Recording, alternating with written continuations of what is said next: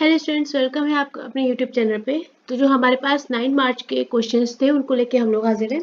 Shift 1 में जो questions हमें मिले थे वो ये थे कि संविधान का कौन सा आर्टिकल जो है आपका न्यायपालिका को कार्यपालिका से अलग करता है। आर्टिकल 50 है बच्चे, जो आपका न्यायपालिका को कार्यपालिका से अलग करेगा। क्लियर? किसी भी क्वेश्चन में आपको कोई डाउट लगे तो मेरे को एक बार कंफर्म करना, ठीक है। और जब आपका आर्टिकल 50 आएगा तो आपका किसके अंतर्गत आ जाएगा, भाग कौन सा हो जाएगा 4। और आपका आर्टिकल किसके अंदर आएगा भाग 4 में, आर्टिकल 36 से लेके 51 आपके किस में इंक्लूड हो जाते हैं, डीपीएसपी में, है ना, पढ़ा था। चलो, तो जो आपका अनुच्छेद 50 है वो न्यायपालिका को किससे अलग करने का सिद्धांत देता है, कार्यपालिका से, हो जाएगा। आपका जो आर्टिकल 40 है वो ग्राम पंचायत से रिलेटेड है, यहाँ पर लिख लो क्योंकि ये पूछ लिया जाता है। आर्टिकल 40 ग्राम पंचायत का गठन से रिलेटेड है। एक एक चीज तो नहीं लिखानी ना, इस तरह से आपका। फिर आपका आर्टिकल 41 है वो काम, शिक्षा और सार्वजनिक सहायता का अधिकार देता है। हमने आपको आर्टिकल की लिस्ट प्रोवाइड कर दी थी ना टेलीग्राम चैनल में फाइंडर पीडीएफ के नाम से। आर्टिकल 43 आपका बच्चे जो है श्रमिकों के लिए निर्वाह मजदूरी का प्रबंधन करता है। 43A उद्योग के प्रबंधन में श्रमिकों की भागीदारी होती है।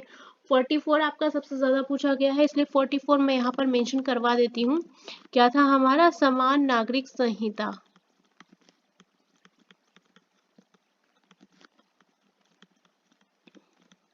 हम आपको सारे आर्टिकल्स की पीडीएफ प्रोवाइड कर चुके हैं, इसलिए प्लीज चेक कर लेना एक बार टेलीग्राम पे। जो बच्चे नए हैं, अगर कोई ऐसा बच्चा है तो प्लीज जब तक आपका एग्जाम चल रहा है आप टेलीग्राम चैनल को ज्वाइन कर लीजिएगा। आर्टिकल 45 जो है बच्चे वो आपका बच्चों के लिए मुफ्त और अनिवार्य शिक्षा का प्रावधान है। 46 आपका जो है एससी और एसटी और ओबीसी शैक्षिक और आर्थिक हितों को बढ़ावा देना, है ना। 48 आर्टिकल आपका कृषि और पशुपालन से संबंधित है। 49 आपका स्मारकों और प्राकृतिक महत्व के स्थानों और वस्तुओं के संरक्षण से संबंधित है। 50 हमने आपको बता दिया है। और जो आपका आर्टिकल 51 है वो अंतरराष्ट्रीय शांति और सुरक्षा को बढ़ावा देना। ये वाले दो जो है ये एग्जाम में पूछे जा चुके हैं, इसलिए हमने आपको यहाँ पर बता दिए, बाकी हमने आपको पीडीएफ पे मेंशन कर रखा है, ठीक हो जाएगा। चलो, नेक्स्ट क्वेश्चन है आपका, राष्ट्रपति द्रौपदी मुर्मू ने सितंबर 2024 से अगस्त 2027 तक किस आयोग की स्थापना की थी। देखो, विधि आयोग की स्थापना की गई थी, कौन सा था, 23वां विधि आयोग है, या आप इसको बोल सकते हैं 23वां लॉ कमीशन है, ठीक है, शॉर्ट फॉर्म में लिख रही हूँ। द्रौपदी मुर्मू जी ने 23वें लॉ कमीशन ऑफ इंडिया को गठन को मंजूरी दी थी। जो कार्यकाल इसका रहेगा, जो टेन्योर है वो कितना रहेगा, इसका टेन्योर रहेगा आपका 1 सितंबर 2024 से 31 अगस्त 2027 रहेगा इसका टेन्योर। क्लियर?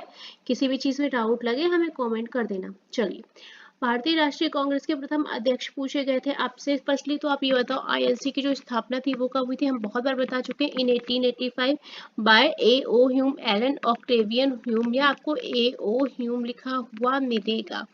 क्लियर है? भारतीय राष्ट्रीय कांग्रेस के जो प्रथम अध्यक्ष थे,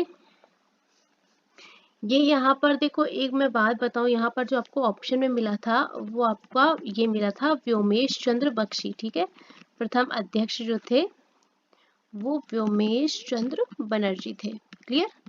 ये आपको ऑप्शन में मिला था, ये हमसे संस्थापक वेस्ट हो गया है, कोई बात नहीं है, आगे चलते हैं।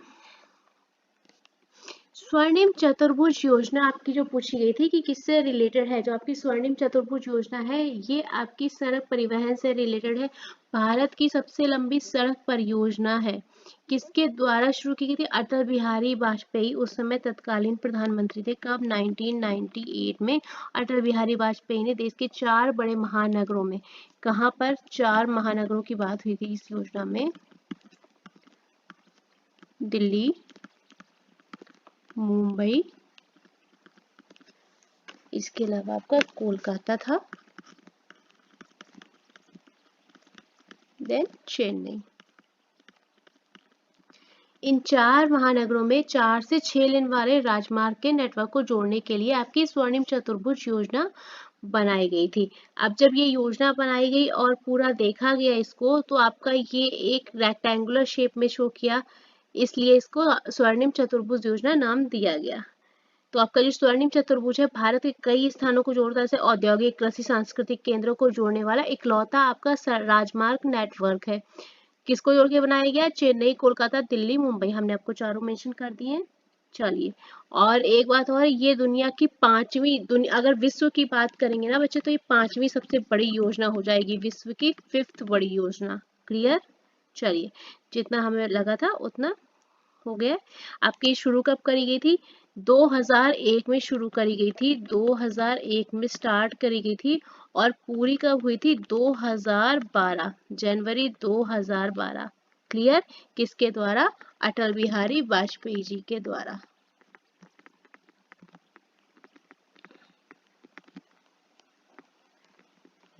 चलो आगे चले। नेक्स्ट क्वेश्चन आपसे पूछा गया था, सिरका में कौन सा अम्ल पाया जाता है? तो सबको पता है, हमारा एसिटिक एसिड पाया जाता है, जिसका कि आपका केमिकल फॉर्मूला क्या हो जाता है? CH3COOH। देखो इसमें होता कितना है सिरके में एसिटिक एसिड? 6 से 10% क्वांटिटी, सिर्फ इतनी ही होती है। आगे चले, या इसको also known as ethanoic acid, ethanoic acid भी कहा जाता है आपका। आगे चलते हैं। एक बात बताओ, यहाँ पर लैक्टिक एसिड पूछा गया है, एक काम करो यहाँ पर लिखो, आपका लैक्टिक एसिड किस में यूज होता है? दूध में, है ना। साइट्रिक एसिड किस में होता है? आपके खट्टे जो साइट्रिक फूड्स होते हैं उसमें पाया जाता है। आपका मैलिक एसिड किस में आता है? मैलिक एसिड आपका आ जाता है, जैसे आपका अंगूर हो गया, तरबूज हो गया, सब्जियां हो गई, गाजर हो गई, ब्रोकली हो गई। क्लियर? एक यहाँ पर केमिकल फॉर्मूला और लिख लो, लैक्टिक एसिड का आपका हो जाएगा C3H6O3, और साइट्रिक आपका साइट्रिक फूड्स में होता है, बता दिया था मैंने, तो इसको भी लिख लो। साइट्रिक जो है आपका हो जाएगा C6H8O7। नेक्स्ट आपका आ जाएगा मैलिक एसिड। देखो लिखते जाओ, जो जो चीजें मैं बता रही हूँ ना, फालतू नहीं बताऊंगी, कोशिश तो ये करूंगी आपके एग्जाम ओरिएंटेड ही करा दें। ठीक है, चलो देखिए नेक्स्ट क्वेश्चन, भारतीय संविधान में कौन सा अनुच्छेद कार्यपालिका से संबंधित है? आपका आर्टिकल 52 से 78 जो है ये आपका आ जाएगा रिलेटेड टू कार्यपालिका से संबंधित है। अलग अलग आर्टिकल है 52 से 78, जैसे कि आपका 52वें अनुच्छेद में कहा गया था कि भारत का केवल एक राष्ट्रपति होगा, कहा गया था। 53 में क्या कहा गया था कि संघ की कार्यकारी शक्ति जो है राष्ट्रपति में निहित होगी और उसके द्वारा प्रयोग की जाएगी। 56 में क्या कहा गया? राष्ट्रपति के कार्यकाल की अवधि कितनी वर्ष रखी गई? 5 वर्ष। 58 में आपका क्या हुआ था? भारत में राष्ट्रपति बनने के लिए किसी व्यक्ति की पात्रता के बारे में बात की गई थी। इस तरह से आपके सारे आर्टिकल मिला के आपका 52 से 78 के बीच आपकी कार्यपालिका की बात की गई थी। क्लियर? आर्टिकल्स हमने आपको लिखा दिए हैं, फाइनल पीडीएफ में मिल जाएगी। अगर कोई नया बच्चा है तो प्लीज आप टेलीग्राम पे ज्वाइन कर लीजिएगा, वहाँ पर एक फाइनल पीडीएफ नाम की पड़ी हुई है पीडीएफ, उसको देख लीजिएगा।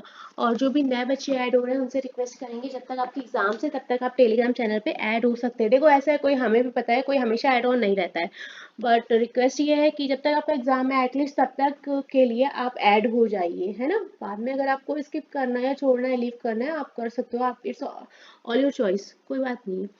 कौन सा अम्ल दूध को दही में बदल देता है? देखो लैक्टिक एसिड, हमने आपको लैक्टिक एसिड का फॉर्मूला यहाँ पर केमिकल फॉर्मूला कंजम्पशन करवा दिया है ना। चलो तो देखो प्रक्रिया क्या कहलाती है हमारी, एक प्रक्रिया आपने पढ़ी होगी किण्वन, तो किण्वन की प्रक्रिया द्वारा दूध को दही या योगर्ट में चेंज किया जाता है। एक बात और बताओ, दूध में कौन सा प्रोटीन एक होता है? केसीन नाम से पूछा जाता है कि दूध में गोलाकार प्रोटीन होता है जो जिसको क्या कहा जाता है? केसीन कहा जाता है। हो जाएगा। और एक चीज और है, लैक्टिक एसिड किसका उत्पादन करता है? एटीपी का उत्पादन। ये क्वेश्चन अलग से आ जाता है, ठीक है। उत्पादन करता है एटीपी का। क्लियर हो जाएगा, जितना मुझे जरूरी लग रहा है उतना तो मैं आपको बताते हुए चल रही हूँ। आगे चलते हैं। नेक्स्ट क्वेश्चन है हमारा, स्वर्णिम चतुर्भुज राजमार्ग नेटवर्क की टोटल लंबाई 5846 किलोमीटर है। आपकी टोटल लंबाई किन 4 महानगरों में हमने आपको बताया था? दिल्ली, मुंबई, कोलकाता और चेन्नई, 4 को जोड़ने वाला आपका राजमार्ग था। आगे चलते हैं। भारत में नीति निर्देशक सिद्धांत जो है किस लेख में है, तो आपके पार्ट किसमें 4 में है और आर्टिकल कितना है 36 से 51 हमने आपको पहले बता दिए हैं। ये आप इनको कहा कहते हैं डीपीएस फीस, है ना। आगे चलते हैं। कौन सा देश 1991 में आर्थिक संकट के दौर से गुजर रहा था, उसके बाद उदारीकरण की नीति अपनाएगी? भारत गुजर रहा था भैया जी, और उदारीकरण की नीति फिर आपकी अपनाएगी। उदारीकरण की नीति से एक क्वेश्चन बन रहा है आपका कांस्टेबल एग्जाम में। 1857 का विद्रोह, उदारीकरण नीति, एलपीजी 1991 से क्वेश्चन आ रहा है। एलपीजी नीति जो आई थी उसका भी आ रहा है। तो आपके क्वेश्चंस कुछ मतलब टॉपिक्स तो रिवीजन हो ही रहे हैं, क्वेश्चन उससे भी रिपीट हो रहा है, 3 से 4 क्वेश्चन ऐसे बन रहे हैं ना। चलो नेक्स्ट क्वेश्चन है बच्चा आपका, भारत का उत्तरी मैदान किस प्रकार की मिट्टी से बना है? अगर आप उत्तरी मैदान की बात करेंगे तो आपकी मिट्टी कौन सी आ जाएगी? जलोढ़ मिट्टी। हमने आपको पहले भी बताया था, पहले ही पढ़ चुके हो आप। जलोढ़ मिट्टी सबसे ज्यादा फैली हुई है, पूरा का पूरा उत्तरी मैदान आपका जलोढ़ मिट्टी से बना हुआ है। चलिए आगे चलते हैं। वादी एम एस गोपाल कृष्णन किससे जुड़े हैं? वायलिन। यहाँ पर हमें थोड़ा सा कंफ्यूज है, हमें यहाँ पर 2 लोग पूछे गए थे, अब यहाँ पर दोनों में कंफ्यूज है कि एक और कौन सा आया था, बट हमने मेंशन कर दिया, कोई बात नहीं, एक बार देख लेना क्योंकि हो सकता है आपको नेक्स्ट शिफ्ट में मिल जाए। नेक्स्ट हमारे पास कौन सा है? ठीक है, एम एस गोपाल कृष्णन बोले किस संगीत से जुड़े हैं? तो ये कर्नाटक संगीत से जुड़े हैं। ये कभी कभी पूछ लेता है कि कहाँ से बिलोंग करते हैं, तो ये कर्नाटक संगीत से बिलोंग करते हैं। इसके अलावा इन्हें मद्रास संगीत अकादमी की संगीत कला निधि अवार्ड से सम्मानित किया जा चुका है। पद्म भूषण भी मिल चुका है, पद्म श्री भी मिल चुका है, संगीत कला निधि भी मिल चुका है और संगीत नाटक अकादमी अवार्ड भी मिल चुका है। मेंशन करूं क्या, जरूरत है? अगर नहीं है तो फिर आप नोट डाउन कर लीजिएगा या मैं लिख देती हूँ, क्योंकि आप तो हैं आलसी, नहीं लिखेंगे हम जानते हैं। पद्म भूषण भी मिल चुका है, पद्मश्री भी मिल चुका है, संगीत कला निधि, संगीत नाटक अकादमी,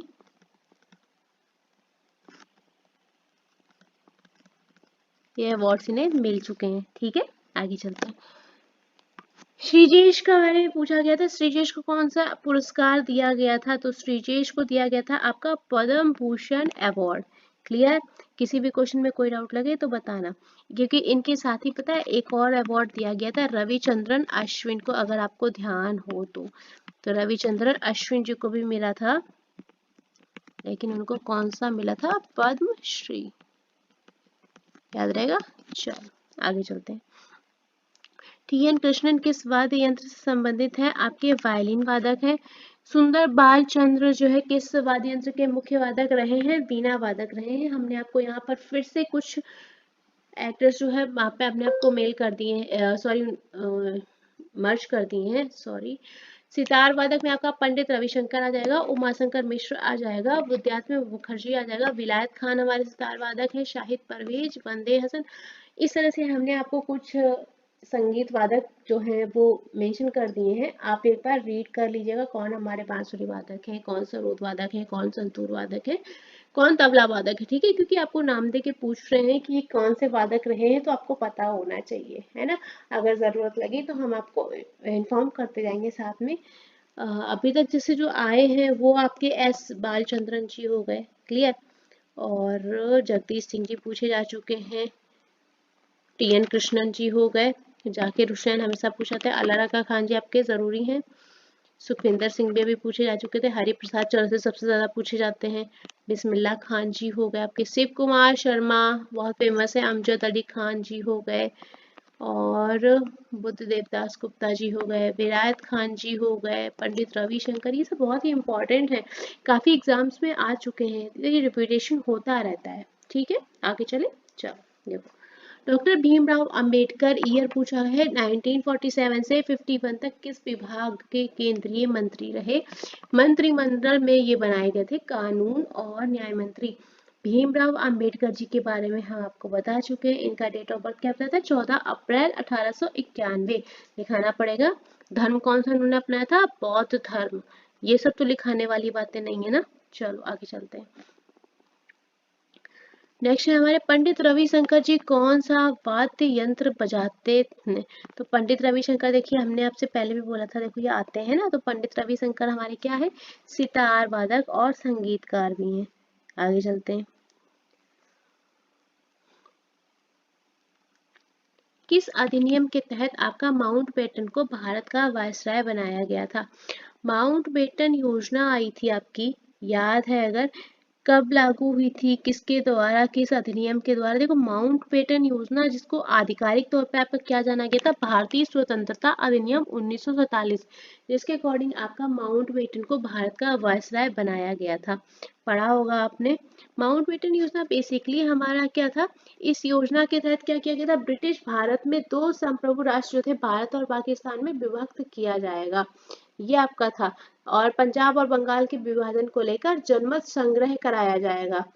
देसी रियासतें जो थी वो अपनी इच्छा अनुसार भारत और पाकिस्तान में शामिल होने की छूट थी कि वो किसी भी तरफ जा सकते थे। भारत और पाकिस्तान को राष्ट्रमंडल की सदस्यता का त्यागने का अधिकार होगा। तो आपका ये था पूरी योजना का प्रावधान। देखा जाए तो एक तरफ इसको कह सकते हैं आपकी सत्ता के हस्तांतरण की व्यवस्था के लिए हुआ था। डेवल के स्थान पर लॉर्ड माउंटबेटन को वायसराय के रूप में भारत भेजा गया था। क्लियर यहाँ तक? चलो आगे क्या हुआ था फिर, जब लॉर्ड माउंटबेटन की अध्यक्षता में आपका विभाजन परिषद बना, तो भारतीय राष्ट्रीय कांग्रेस का प्रतिनिधित्व किसने किया था? पंडित जवाहरलाल नेहरू और सरदार पटेल ने। तो जब आपकी ये आई थी, यहाँ पर एक नोट कर लो, डेट 3 जून 1947, ठीक है। उस दिन आपका ये दिन जाना गया 3 जून योजना के नाम से,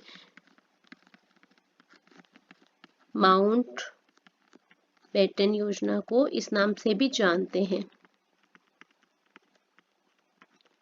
ठीक है। तो अगर आपसे पूछ लेगा तो आप कर लेंगे, माउंटबेटन योजना आपकी 3 जून योजना के नाम से भी जानी जाती है। जरूरी था इसलिए बता दिया। कोशिश करते हैं कि बहुत ही आपका ऐसा कुछ ना बताएं जो आपका एग्जाम से रिलेटेड ना हो। आगे चलते हैं। बेकिंग सोडा का केमिकल नाम पूछा गया था आपका, तो क्या हो जाएगा, सोडियम बाइकार्बोनेट। ये तो आपको पता होगा, हम वैसे भी आपको ये चीजें करा चुके हैं। आगे चलते हैं। फॉर्म, अगर केमिकल फॉर्म की बात करेंगे तो हो जाएगा NaHCO3। किसी भी क्वेश्चन में किसी भी तरह का कोई भी डाउट लगे तो आप हमें कमेंट कर देना। काकोरी षड्यंत्र कांड पूछा गया था, किस वर्ष हुआ था? इन 1925। भैया जी था क्या? देखो काकोरी डकैती भी बोला जाता है या साजिश मामला। एक ट्रेन डकैती की गई थी, कब? यहाँ पर लिख लो, ट्रेन रॉबरी हुई थी 9 अगस्त 1925 को। क्लियर? चलो ये ध्यान रखने वाली चीजें। आगे चलते हैं। देखो इसमें पूछ लेते हैं, इसमें शामिल होने वाले लोगों के नाम जो सबसे ज्यादा पूछे जाते हैं वो आपके राम प्रसाद बिस्मिल थे, अशफाक उल्लाह खान जी थे, स्वर्ण सिंह थे, ये मेन नाम में पूछ लिए जाते हैं कभी कभी। आगे चलते हैं। नेक्स्ट क्वेश्चन जो है आपका, किसी राज्य के मंत्री परिषद में मुख्यमंत्री सहित मंत्रियों की कुल संख्या कितनी होती है? देखो विधानसभा के सदस्यों की कुल संख्या 15% से अधिक नहीं होनी चाहिए, आपकी कंडीशन है। बाकी हमने आपको क्लॉज मेंशन किया है कि मंत्रियों की शक्ति अगर आप बात करेंगे तो राज्य में मंत्री परिषद में मुख्यमंत्री सहित मंत्रियों की कुल संख्या उस राज्य के विधानसभा के सदस्यों की कुल संख्या के 15% से अधिक नहीं होगी, और किसी राज्य में मुख्यमंत्री सहित मंत्रियों की संख्या 12 से कम नहीं होगी। तो ये वाली लाइन भी आपकी है इंपॉर्टेंट भैया जी, इसको भी तैयार रखना, ठीक है। चलो आगे चलते हैं। अकबरनामा के पहले खंड में किसका वर्णन है? अकबर के पूर्वजों का है और उनकी शुरुआती जीवन का वर्णन किया गया है, ठीक है। और एक चीज और लिखो, अकबरनामा का जो खंड था वो क्या कहलाया? उनके जो खंड थे, आइन ए अकबरी। आपसे जो क्वेश्चन बना था कि अकबर कौन सा खंड, तो जो इसका थर्ड खंड था बच्चे वो आपका आइन ए अकबरी कहलाया, ठीक है। किसके द्वारा लिखा गया था? अबुल फजल के द्वारा। ये क्वेश्चन आपका एग्जाम ओरिएंटेड है, हो सकता है आपसे कभी बन जाए। क्लियर? चलो, तो अबुल फजल ने अकबर के शासनकाल में 3 खंडों का इतिहास लिखा था। क्लियर? तो जिसका जो मेन शीर्षक बना वो क्या कहलाया, अकबरनामा। पहला खंड जो है वो आपका फर्स्ट खंड बच्चे आपका अकबर के पूर्वजों और उनके शुरुआती जीवन का वर्णन है। इसका जो सेकेंड खंड है, सेकेंड वाला, वो आपका अकबर के शासन काल का वर्णन है। उसमें यहाँ पर लिख लो, अकबर के शासन काल का वर्णन। 3 खंडों में ही था ये बच्चे, ठीक है। और तीसरा पार्ट जो है वो आपका आईने अकबरी कहलाया, जिसमें कि आपका अकबर के प्रशासन हो गया, गृहस्थी हो गई है ना, सेना, राजस्व और उनके साम्राज्य के बारे में ये सब हो गया। क्लियर? चलो, इसके अलावा देखो और भी बुक्स हैं जो पूछ ली जाती हैं, अगर आप चाहें तो हम आपको मेंशन करवा देते हैं। जैसे कि आप लिख ही लो, नहीं पढ़ोगे तो कोई बात नहीं, बट लिख लो, जरूरी है, जो जरूरी है वो बता देते हैं। जैसे कि आपका हुमायूंनामा थी, ठीक है, किसके द्वारा लिखी गई थी, गुलबदन बेगम के द्वारा।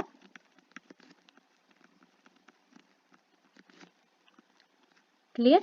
और इसका सब्जेक्ट क्या था, हुमायूं का इतिहास। यहाँ पर लिख लो सब्जेक्ट क्या था, और यहाँ पर लिख लो लेखक कौन थे, हुमायूं का इतिहास। क्लियर? नेक्स्ट, शाहजहांनामा।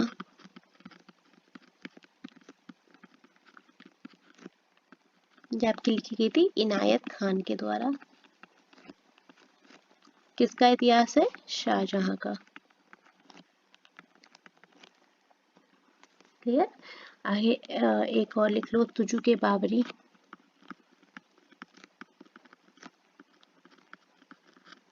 जब तुजू के बाबरी की बात करेंगे तो इसके लेखक हो जाएंगे आपके बाबर, और ये एक तरह की क्या थी, आत्मकथा। ये आपको मैं वो लिखा रही हूँ जो आपसे पूछ लिया जाता है, इसलिए मैं आपको लिखा रही हूँ। क्लियर? और एक और है तुजुक ए जहांगीरी,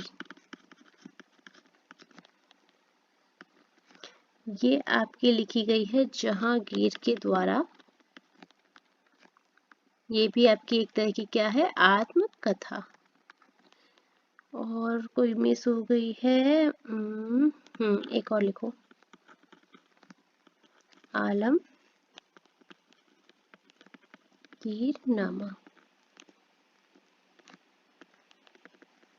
मोहम्मद काजिम के द्वारा लिखी गई है आपकी ये बुक, और जो वर्णन है इसमें औरंगजेब का इतिहास लिखा है। मैं यहाँ पर नीचे लिख देती हूँ, ठीक है। इसके बारे में मैं यहाँ पे लिख रही हूँ, ध्यान रखना। मोहम्मद काजिम के द्वारा लिखी गई है, और किसका वर्णन किया गया है, औरंगजेब के इतिहास का।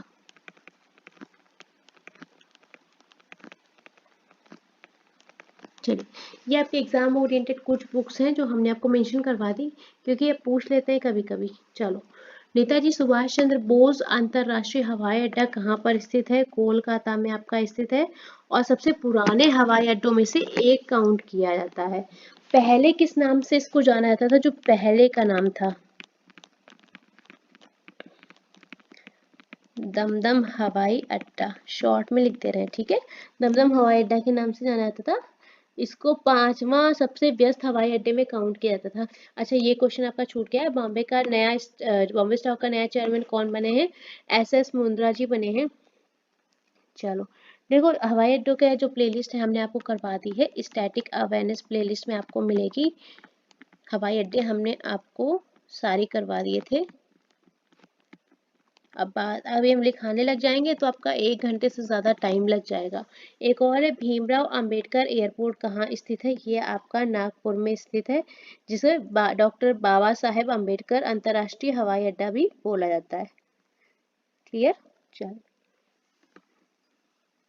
अगर आप सुनना चाहें तो हम आपको बोल के से कुछ बता सकते हैं, जैसे कि आपका गुरु रामदास जी अंतर्राष्ट्रीय हवाई अड्डा है, ये आपका अमृतसर में स्थित है।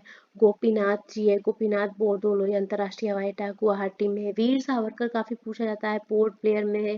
कैंपेगोड़ा जो है आपका बैंगलोर में है।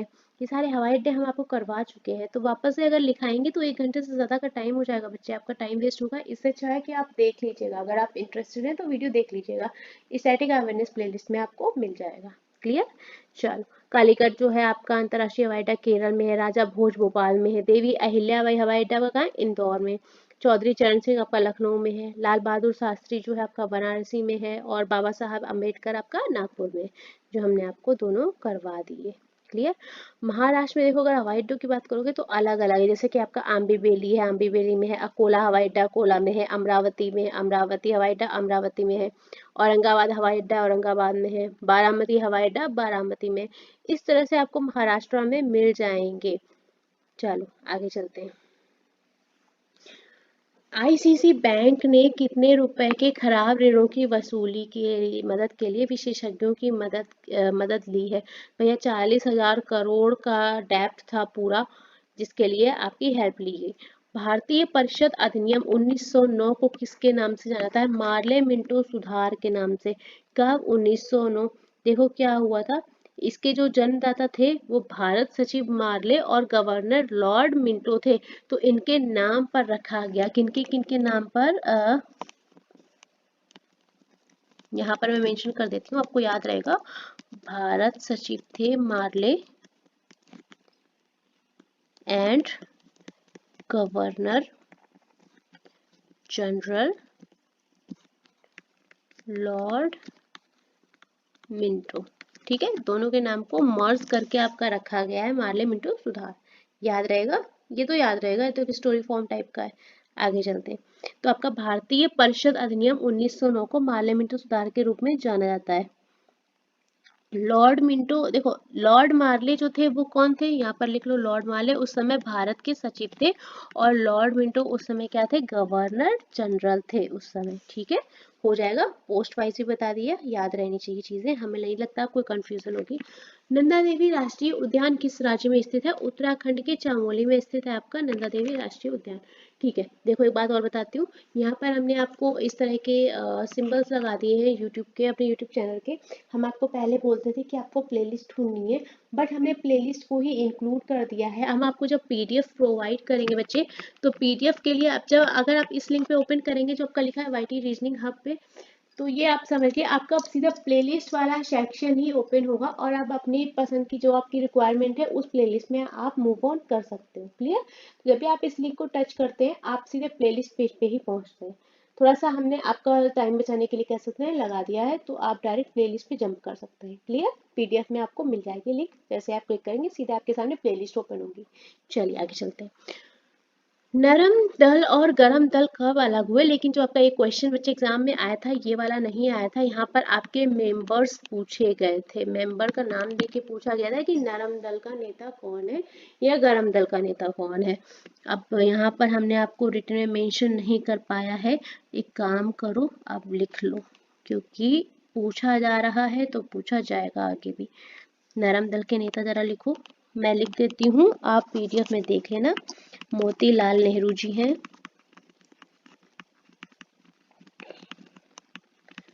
दादा भाई नौरोजी।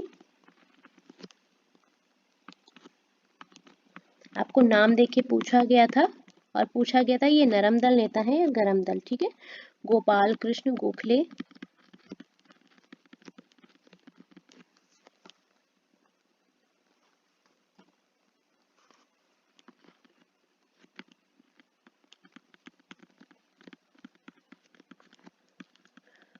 फिरोज शाह मेहता,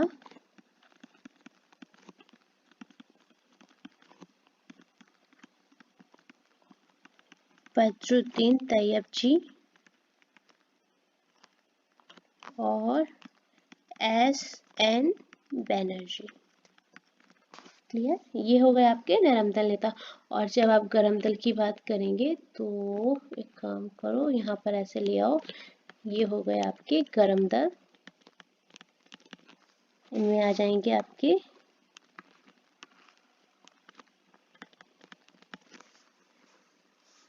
ये इरेज हो गया।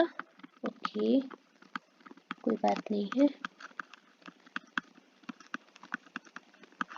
फिरोज शाह मेहता थे, और कौन लिखा था? बदरुद्दीन तैयब जी,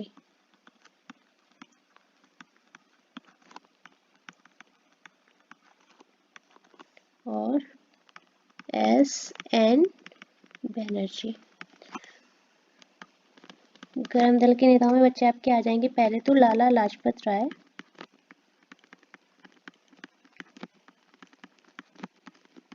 और बाल गंगाधर तिलक जी हो गए,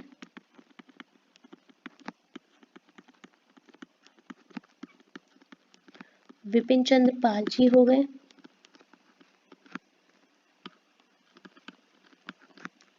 और अरविंद घोष जी हो गए। ठीक है, तब किसी नेता का नाम देके पूछा गया था कि वो नरम दल के थे या गरम दल के। हमने आपको मेंशन करा दिया, इसी में से कोई एक थे जिनका हमें अभी कंफर्मेशन नहीं पता है, बट हमने आपको लिखा दिया। ठीक है, चलिए आगे चलते हैं। मौसमी बेरोजगारी, अच्छा ये देखो विभाजन कब हुआ था आपका, 1907 में, ये आप ध्यान रखेंगे ना। चलो, संस्थापक आपके कौन थे नर्मदल दल के, दादा भाई नौरोजी, उमेश बनर्जी, फिरोज मेहता, है ना, इस तरह से आपके संस्थापक थे। मौसमी बेरोजगारी क्या होती है, जब लोग केवल एक विशेष मौसम या अवधि में ही रोजगार कर पाते हैं, बाकी समय बेरोजगार रहते हैं, या बेरोजगारी का एक प्रकार है आपका मौसमी बेरोजगारी, जिसमें लोग वर्ष के कुछ महीनों के दौरान नौकरियां ढूंढने में सक्षम नहीं हो पाते। क्लियर। एग्जाम्पल के जैसे आपका वाटर पार्क हो गया है ना, गर्मी के सीजन में चलता हो जाता है, फिर इसके बाद में इंसान जो है अनएम्प्लॉयड है। आगे चलते हैं, मनोरंजन पार्क हो गया सर्दियों के मौसम में, तो यहाँ पे थोड़ा सा ये आप मौसमी बेरोजगारी कह सकते हैं। देख लो भाई कितनी बेरोजगारी है, इसलिए पढ़ाई कर लो, जरूरी है ना। चलो, विटामिन सी जो है किस में पाया जाता है, आपका खट्टे फलों में, ताजे फलों और सब्जियों में पाया जाता है। आगे चलते हैं, विटामिन सी से रिलेटेड एक चीज़ और लिख लो, इसका जो और केमिकल नेम है वो क्या है, एस्कॉर्बिक एसिड।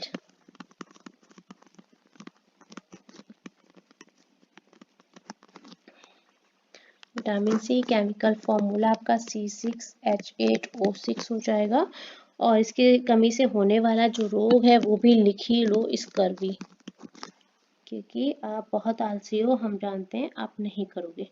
चलो, ये हमें हो गई विटामिन सी से रिलेटेड जितना इंपॉर्टेंट जानकारी थी। आगे चलते हैं, मोहन वीणा एक संशोधित हवाईयन गिटार जिसे हिंदुस्तानी स्लाइड गिटार के रूप में भी जाना था, किसने बनाया था, विश्व मोहन भट्ट ने। देखो, विश्व मोहन भट्ट जो है इनको ग्रैमी अवार्ड भी मिल चुका है, इनकी एक एल्बम थी a meeting by the river, उसके लिए मिला था। इसके अलावा इन्हें पद्म विभूषण, पद्म श्री, संगीत नाटक अकादमी पुरस्कार भी दिया जा चुका है। भैया जी ये शिष्य थे पंडित रविशंकर जी के, ये बात मतलब याद रखने वाली है, पंडित रविशंकर के शिष्य थे, ये ध्यान रखना। ठीक है, इनके अवार्ड हमने आपको बता दिए हैं। तो इन्होंने पहला संशोधित हवाईयन गिटार जिसको हिंदुस्तानी स्लाइड गिटार के रूप में जाना जाता था। देखो भैया, हमेशा आपसे ये बात बोलते हैं बच्चे, मैंने आपसे क्या बोला, आप बुक पढ़ोगे वो भाषा पूछेगा। अब देखो, आप इनको पढ़ोगे कि मोहन बीड़ा वादक थे, उन्होंने जो गिटार फॉर्म किया उसके बारे में पूछ लिया।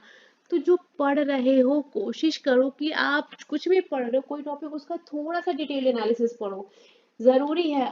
पहले वाली चीजें नहीं रही हैं कि आपने वन लाइनर्स पढ़ लिए कि एओ ने आईएनसी का स्थापना की थी, वो आपसे पहला अध्यक्ष पूछ लेंगे, क्या मतलब है, आपको पढ़ना, कोई भी आप पढ़ रहे हो टाइम तो दे ही रहे हो ना, तो थोड़ा सा कोशिश करो कि अगर आपके पास टाइम है तो डिटेल एनालिसिस थोड़ा सा पढ़ो, थोड़ा सा वर्कआउट आपको खुद करना है। मैं हमेशा बोलती हूँ, कभी भी किसी भी एक टीचर के भरोसे अपने अपने को डिपेंडेंट नहीं छोड़ना है, खुद से भी थोड़ा सा कोशिश करनी है। मॉक टेस्ट अगर आप किसी टीचर के बताए हुए दे रहे हो, जैसे कि अगर कोई आप किसी टीचर से जीएस पढ़ रहे हो और उन्हीं के मॉक टेस्ट दे रहे हो, तो मैं आपको प्रेफर करूंगी कि आप उनके अलावा टेक्स्ट बुक का मॉक टेस्ट अगर आप दे सकते हैं। बिहार का भी कोई पेपर आया था, मैं आपको बताऊं, अब मुझे याद नहीं, मैंने फर्स्ट टाइम उसका करा था, एनालिसिस करवाया था, पेपर को ही सॉल्व करवाया था। एंड यू गाइस, मतलब आप यकीन नहीं करेंगे, उसका एक एक क्वेश्चन जो है एसएससी, मतलब सॉरी एसएससी नहीं, बिहार का था, पूरा आपका मॉक टेस्ट से उठा लिया, टेक्स्ट बुक से, इवन इंग्लिश के पैराग्राफ, हिंदी के पैराग्राफ, सब कुछ एज इट इज। इवन मैंने उस वीडियो के लास्ट में उसको एड ऑन भी किया था कि भैया पूरा का पूरा पेपर टेक्स्ट बुक मॉक से कॉपी किया हुआ है। पहले भी हम बोल रहे थे तब भी बच्चे ध्यान नहीं देते थे, अभी भी हम बोले तब भी आप लोग ध्यान नहीं देते हो। टेक्स्ट बुक का मॉक वाकई में अच्छा है, वो आपको एक्चुअल में एग्जाम लेवल फील करा देगा, है ना, इसलिए जो बिहार वाला पेपर हुआ था बीपीएससी का था, आई थिंक कुछ भी था उसमें, तो मैं देख के एकदम शॉक थी भाई, ऐसा कैसे? उन्होंने पूरा Hindi English paragraph error detection हर एक चीज उन्होंने as it is textbook से उठा के रख दी थी। अगर मैं पहले बोली थी कि कोई बच्चा टेक्स्ट बुक से कर रहा है ना तो अच्छा है, उसका आपका फायदा कहीं ना कहीं जरूर से जरूर मिलेगा, ये मैं लिख के आपको दे सकती हूँ। अगर आप टेक्स्ट बुक से मॉक टेस्ट दे रहे हैं तो उसका बेनिफिट आपको जरूर मिलेगा। थोड़ा सा एक्सपीरियंस बात बोल रही हूँ, थोड़ा सा इस पे ध्यान देना, ठीक है। चलो, 2024 में आईसीआईसीआई बैंक का लाभ कितने प्रतिशत का था? आपका लाभ था 14.8। आपको जो ऑप्शन में मिला था वो अप्रोक्सीमेटली में मिला था 15% करके। क्लियर? तो 15% आपने आंसर कर दिया होगा।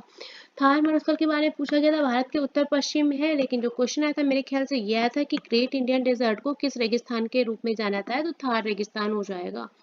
सारथी ऐप के बारे में पूछा गया था कि किस संगठन ने सारथी मोबाइल ऐप लॉन्च किया था, तो ये आपका सेबी यानी कि security exchange board of India, इसका फुल फॉर्म याद कर लेना, भारतीय प्रतिभूति और विनिमय बोर्ड के द्वारा लॉन्च किया गया था आपका सारथी। कहाँ लॉन्च हुआ था? मुंबई में। किस लिए? मेन एम था निवेशकों को शिक्षित करना। एम जो था वो था आपका निवेशकों को शिक्षित करना। क्लियर? चल आगे चलते हैं। नेक्स्ट क्वेश्चन आपका था, अच्छा एक चीज और है जो इसका ये आपको नाम मिला होगा, कहीं कहीं आपको इस तरह से लिखा हुआ मिलेगा, सारथी, ठीक है, तो इसको ध्यान रखना। आगे चलते हैं। एसबीआई बैंक ने एक एआई चैटबॉट का नाम, एक एआई चैटबॉट लॉन्च किया था, उसका नाम आपसे पूछा गया था, तो एसबीआई ऐसे करके आपको लिखा हुआ ऑप्शन में मिला था, जिसका कि फुल फॉर्म था एसबीआई इंटेलिजेंस असिस्टेंट, ठीक है, तो ये आपका सही आंसर था और आपको ऑप्शन में यही दिया था एसबीआई सिया करके। चलो नेक्स्ट है हमारा, दूध में कौन से विटामिन पाए जाते हैं? विटामिन ए, बी और डी। और विटामिन डी किसके दूध में सबसे ज्यादा पाया जाता है? गाय के दूध में पाया जाता है, हमने आपको पहले भी बताया था। चलो, हाँ देखो एक बोलेगा भैया विटामिन सी दूध में नहीं होता है, ठीक है, चलो आगे चलो, बकवास करा लो। हाल ही में किस राज्य ने राज्य में बालिका शिक्षा को बढ़ावा देने के लिए मुख्यमंत्री संतुष्ट मोइना योजना शुरू की थी? असम सरकार के द्वारा आपकी ये योजना शुरू करी गई थी, ठीक है। यहाँ से इतना ही क्वेश्चन आता है करंट अफेयर। किस लिए राज्य में बालिका शिक्षा को बढ़ावा देने के लिए, बाल विवाह को खत्म करने के लिए उन्होंने क्या शुरू करे? मुख्यमंत्री संतुष्ट मोइना योजना। क्लियर? आपका करंट अफेयर से रिलेटेड क्वेश्चन था। महाराजा धीराज की उपाधि अपनाने वाले प्रथम गुप्त शासक, क्वेश्चन आपका रिपीट हुआ, इसके पहले एग्जाम में भी आ चुका है ना।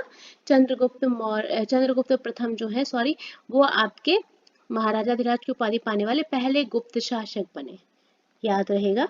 चलो आगे चलते हैं।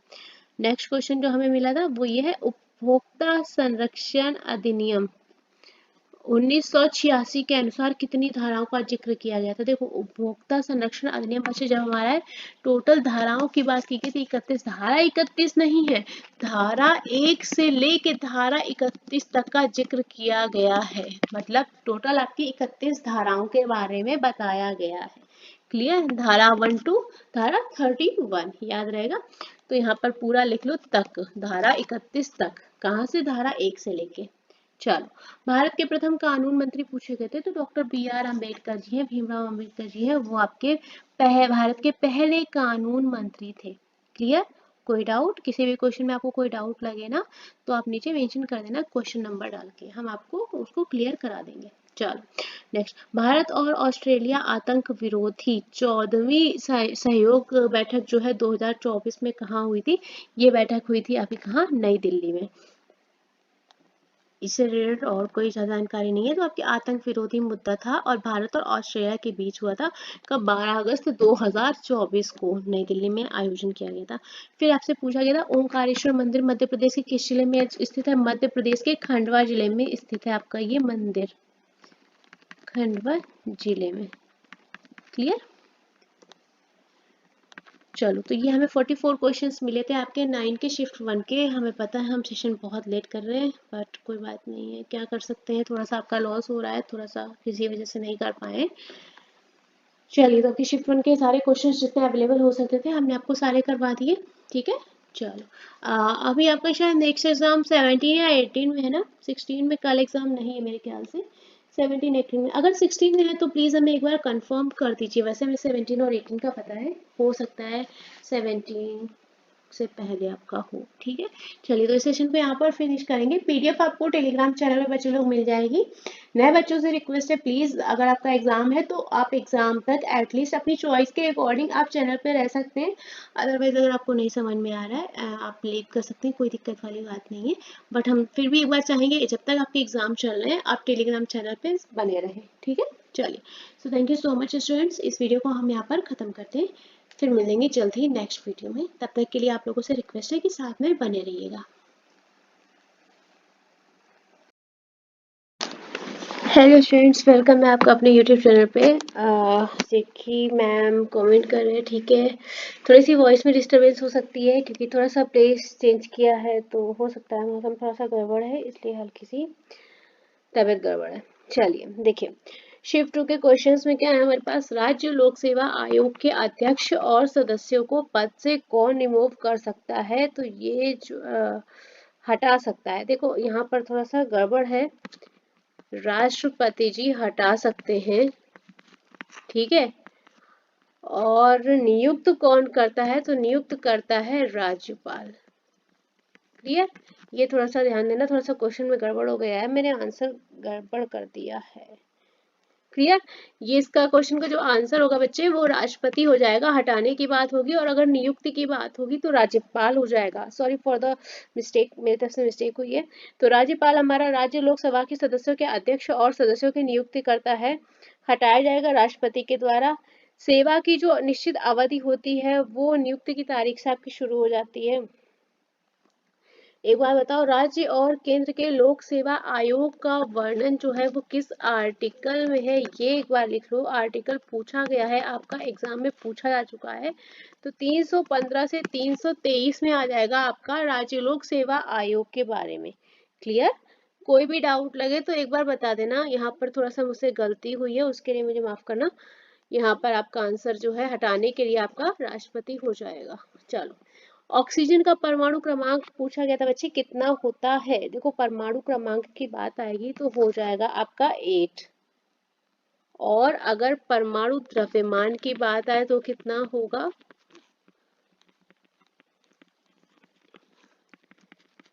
बहुत से बच्चों को परमाणु क्रमांक और द्रव्यमान में कंफ्यूजन रहती है बहुत ज्यादा, तो मैंने दोनों ही लिख दिए हैं। गलत मत करके आना, नहीं आ रहा है अगर निगेटिव मार्किंग है, नहीं आ रहा है तो छोड़ दो, गलत मत करके आना। अब एक चीज और लिखो, ऑक्सीजन के एक परमाणु का द्रव्यमान कितना होता है, क्योंकि ये भी क्वेश्चन आया हुआ है एग्जाम में।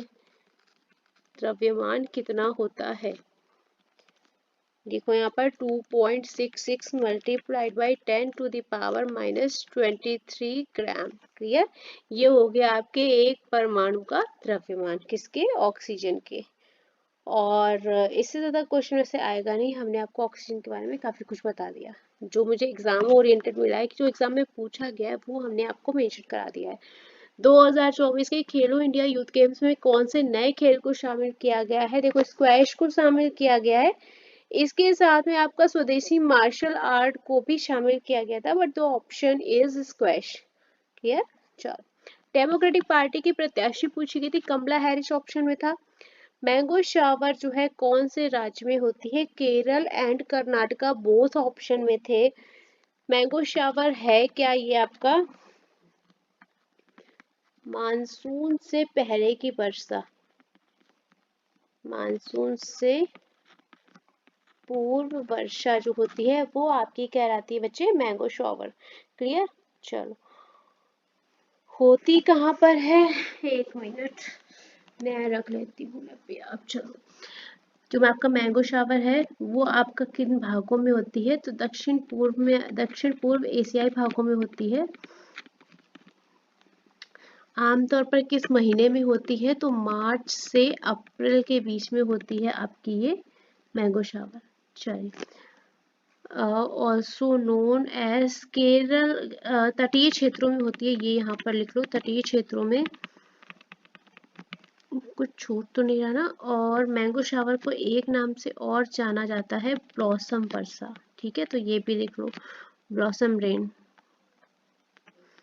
तो इस नाम से भी आपसे क्वेश्चन पूछ लिया जाएगा। तो हमने आपको जितना डिटेल हो सकता था हमने आपको बता दिया है।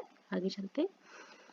एक समंदर मेरे अंदर बुक किसने लिखी है? संजीव जोशी। संजीव जोशी के बारे में पता है ना, ब्रह्मोस एरोस्पेस सुना है? ब्रह्मोस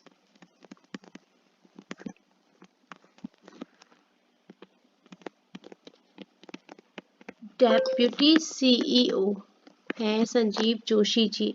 इनके द्वारा लिखी गई बुक है आपका एक समंदर मेरे अंदर, जिसमें कि आपका 75 पोएम्स का पूरा एक संकलन है। ठीक है, 75 कविताओं का एक श्रृंखला है। क्लियर? आगे चले, चलो। ऐत्रेय ब्राह्मण का संबंध, ये क्वेश्चन पहले भी आपका एग्जाम में आ चुका है। किस वेद से है? ऋग्वेद से। और ऋग्वेद में आपका ऐत्रेय के अलावा कौशिकी का भी वर्णन मिलता है। कौशिकी ब्राह्मण भी आपका इसमें ही आ जाएगा। किसमें? ऋग्वेद में। मतलब ऋग्वेद में आपके दो ब्राह्मण आ जाएंगे, पहला ऐत्रेय, दूसरा आपका कौशिकी। ठीक है, और अगर आप यजुर्वेद में जाएंगे बच्चे तो आपको यजुर्वेद में दो ब्राह्मण मिल जाएंगे। कौन कौन से? तैत्तिरीय ब्राह्मण and the last one Shatapatha. Clear? चलिए, ध्यान रहेगा ना, ऋग्वेद के दो और यजुर्वेद के दो। क्लियर? चलो, एक आपका क्वेश्चन आता है negative impact of green revolution. ये क्वेश्चन हम काफी बार करवा चुके हैं, थोड़ा सा आप ऑप्शन बेस्ड चाहिएगा। क्लियर? कोयला खदानें किस राज्य में पाई जाती हैं? ऑप्शन आपको झारखंड मिला था, झारखंड में हमारी कोयला खदानें बहुतायत में पाई जाती हैं। छिनहट का युद्ध पूछा गया था 1857 में, कहाँ लड़ा गया था? अवध, लखनऊ, छिनहट। क्लियर? अच्छा, एक बात बताओ, चिनहट के युद्ध में ब्रिटिश सेना का जो नेतृत्व था वो किस सैन्य अधिकारी ने किया था? ये लिख लो। इस युद्ध का नेतृत्व जिस ब्रिटिश अधिकारी ने किया था वो थे हमारे हेनरी लॉरेंस। ठीक है, हेनरी लॉरेंस के द्वारा आपका किया गया था, ब्रिगेडियर जनरल थे ये से। और आपका एक काम करो, यहाँ पर डेट भी लिख लो, 30 जून 1857 को आपका ये युद्ध लड़ा गया था लखनऊ में। चलो आगे चलते हैं, नेक्स्ट क्वेश्चन पे मूव ऑन करेंगे। 1974 का जो संविधान था, 36वां संशोधन था, किस राज्य से संबंधित है? ये आपका संबंधित है सिक्किम राज्य से। आपका जो ये संशोधन हुआ था, देखो कहीं कहीं आपको 35वां संशोधन अधिनियम भी लिखा हुआ मिलेगा। ठीक है, 36वां भी मिलेगा, 35वां भी मिलेगा। 35 का क्या है, सुनना ध्यान से। संरक्षित राज्य के रूप में सिक्किम का दर्जा समाप्त कर दिया था और भारत के एसोसिएट स्टेट का दर्जा दिया गया था आपका 35वें में। सिक्किम को मैं यहाँ पर लिख देती हूँ तो कंफ्यूजन नहीं रहेगी आपको। भारत के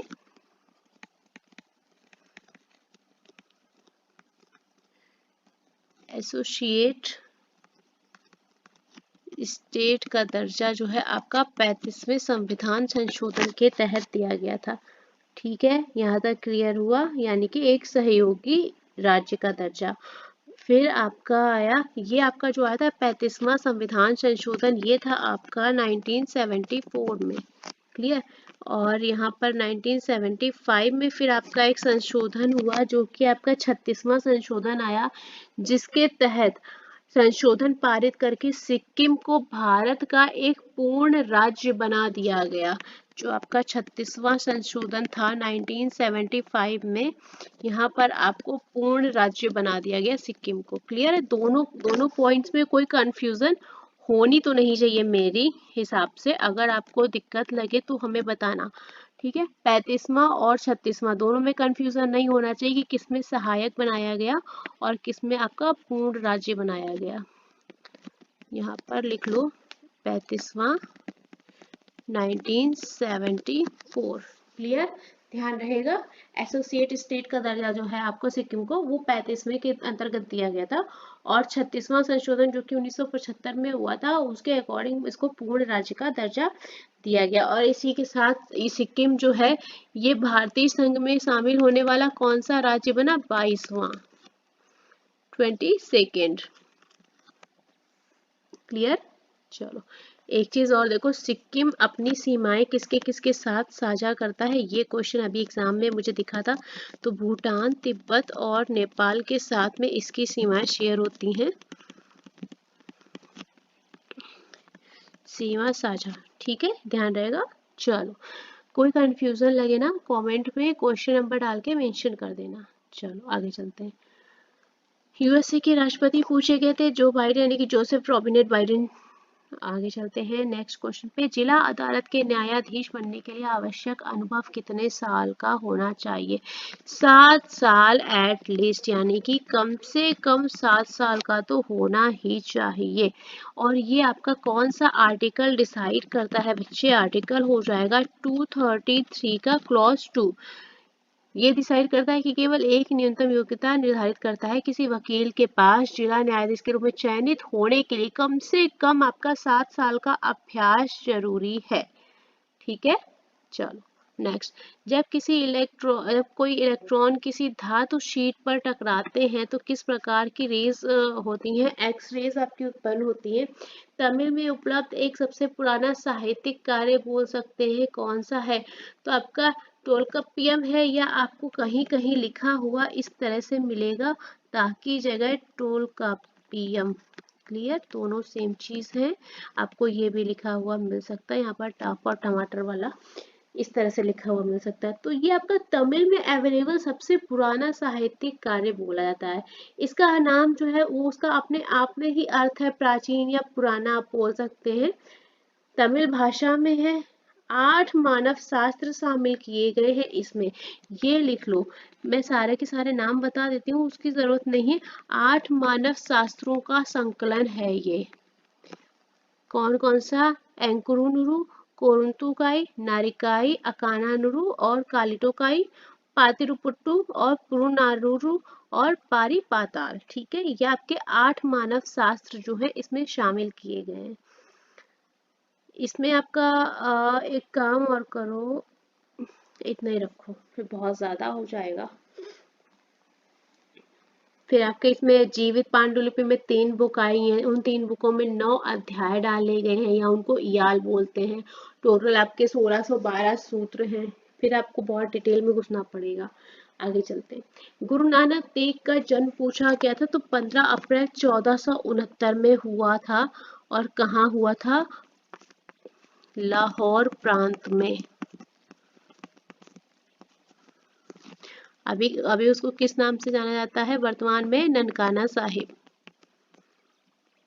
ठीक है, पंजाब कहाँ? तलवंडी। चलिए आगे चले। सिख धर्म के संस्थापक, तो ये हम आपको पहले ही बता चुके थे।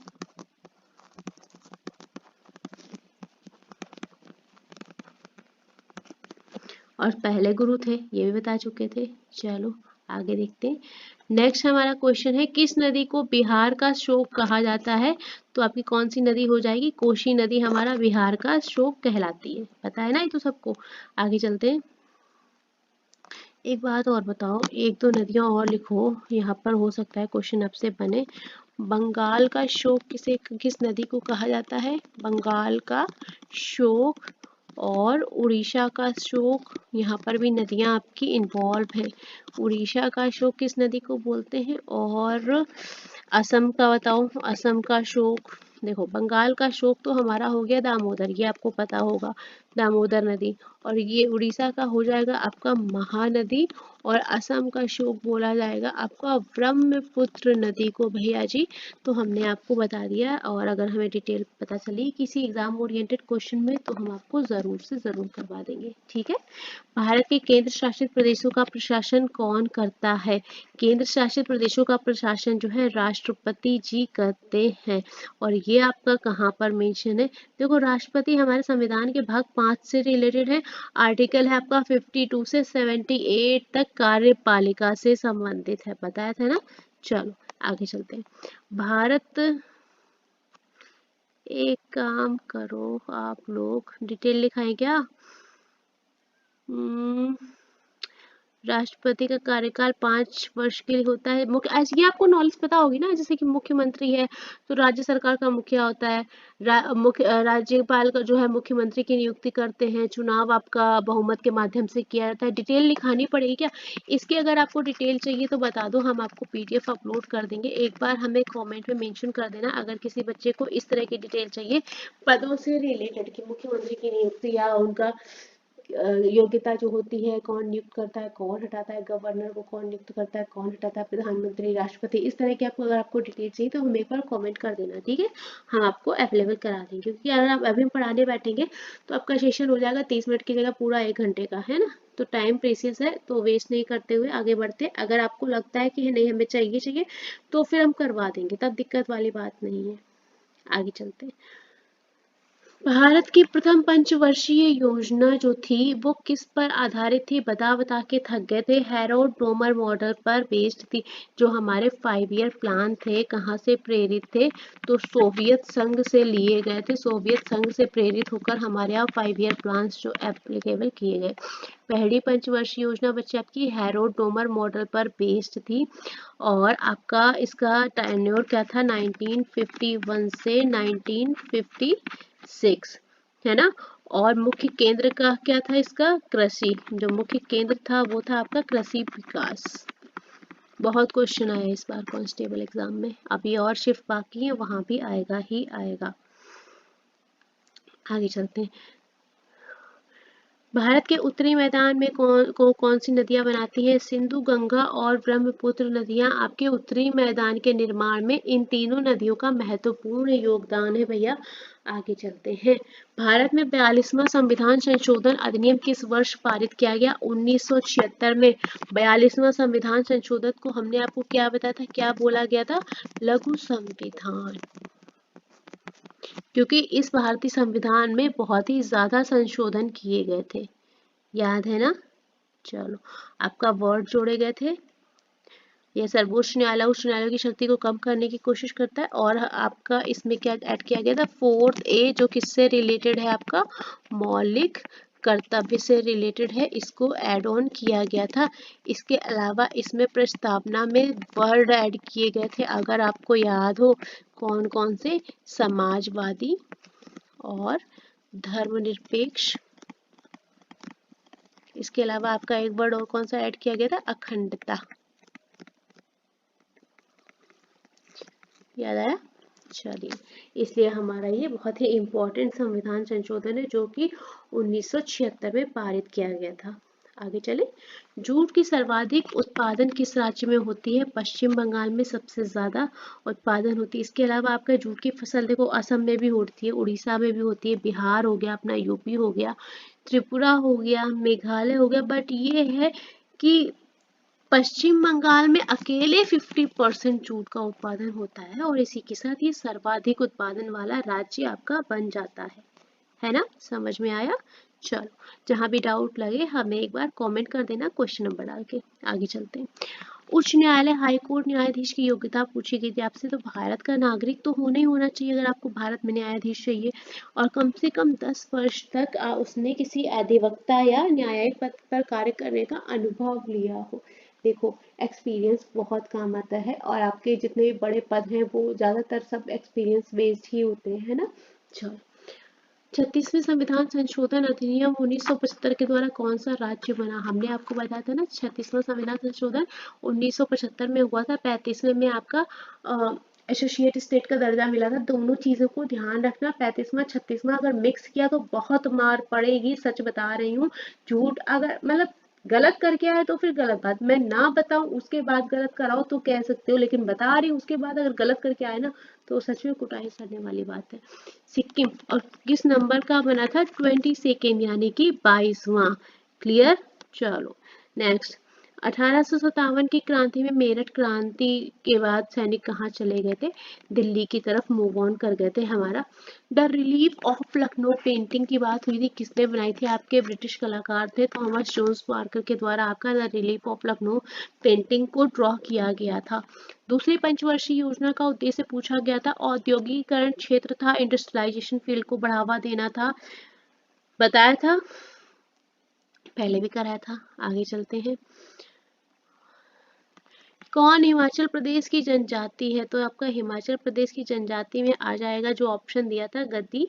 इसके अलावा आपकी और भी जातियां आ जाती हैं, जैसे कि किन्नौरा हो गई और लाहौले हो गई, लाहौले जनजाति हो गई, गुर्जर जनजाति हो गई, ये आपकी शामिल है इसमें। और ऑप्शन में जो आपको मिला था वो गद्दी मिला था, ठीक है, गद्दी जनजाति।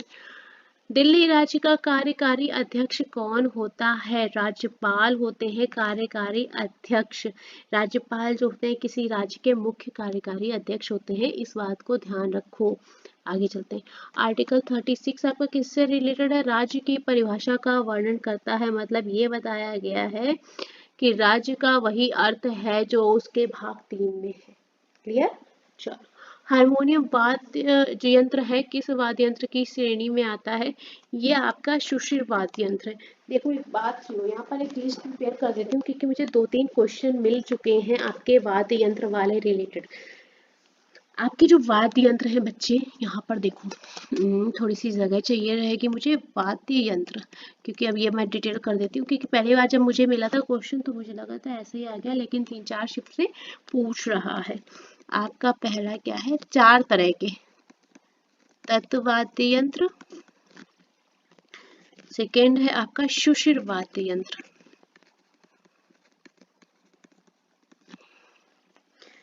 थर्ड है आपका अवनद वाद्य यंत्र।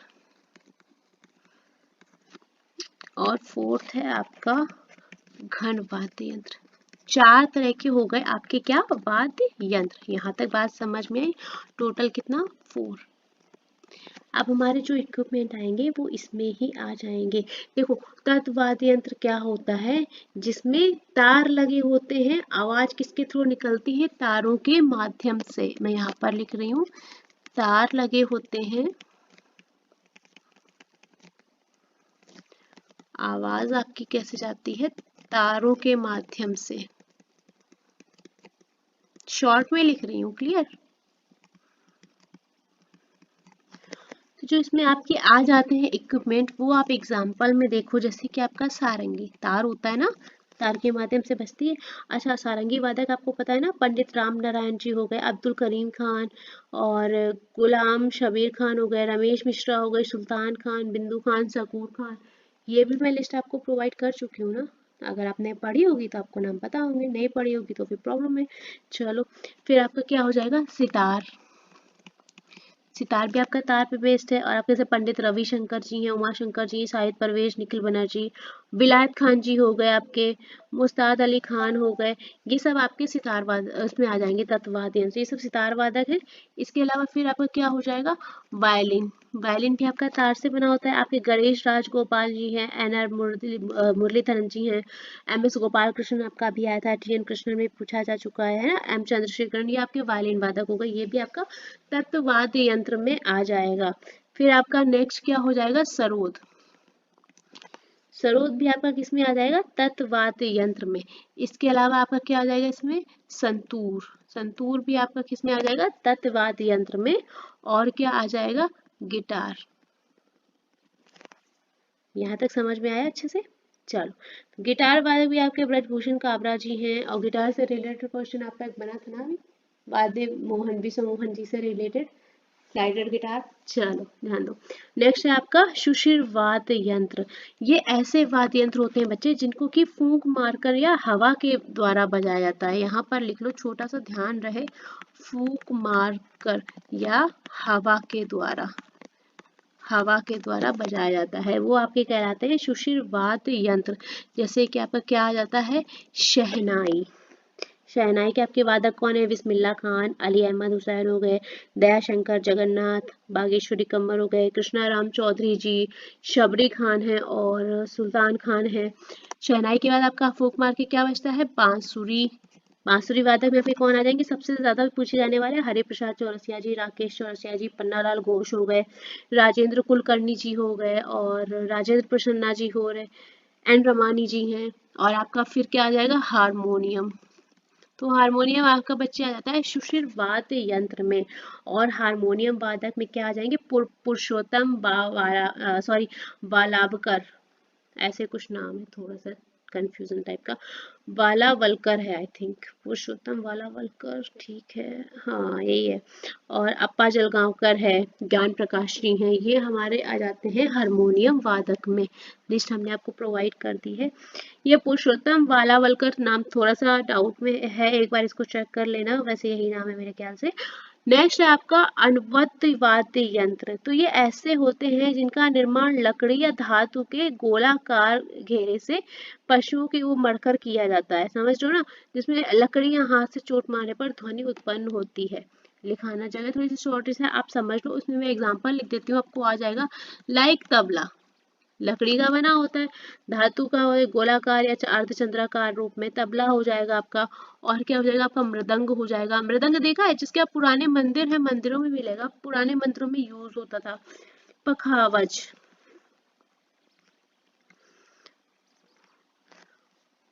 इसको सही से लिख दो वरना कंफ्यूज हो जाओगे। पखावज होता है, ये भी आपका आ जाता है अनुपद में। फिर आपका घन वाद्य यंत्र क्या होता है, धातु से निर्मित यंत्र, धातु से निर्मित।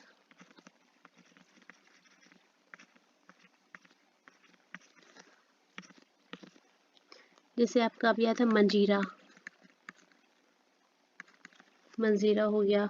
और खड़ताल बोलते हैं, खड़ताल हो गया, खड़ताल बोलते हैं, या कहीं कहीं इसको गांव में लेडी संगीत रहता है तो वहां पर वो भी बोलते हैं झीका टाइप, झालर।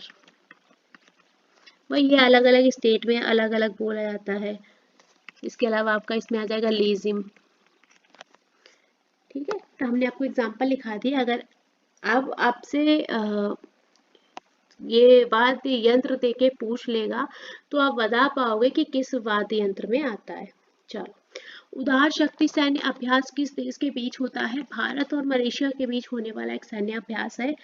प्रधानमंत्री किसके अध्यक्ष होते हैं, अंतरराष्ट्रीय परिषद। देखो बच्चे, यहाँ पर आप ऑप्शन के थ्रू जाइएगा, बाई ऑप्शन, मुझे अभी कंफर्म नहीं यहाँ पर ऑप्शन क्या था, सुनने में था अंतरराज्य परिषद था, क्योंकि हमारे देखो प्रधानमंत्री नीति आयोग के भी अध्यक्ष होते हैं ना, तो वहां पर आपको ऑप्शन क्या दिया था, एक बार उसके थ्रू जाइएगा।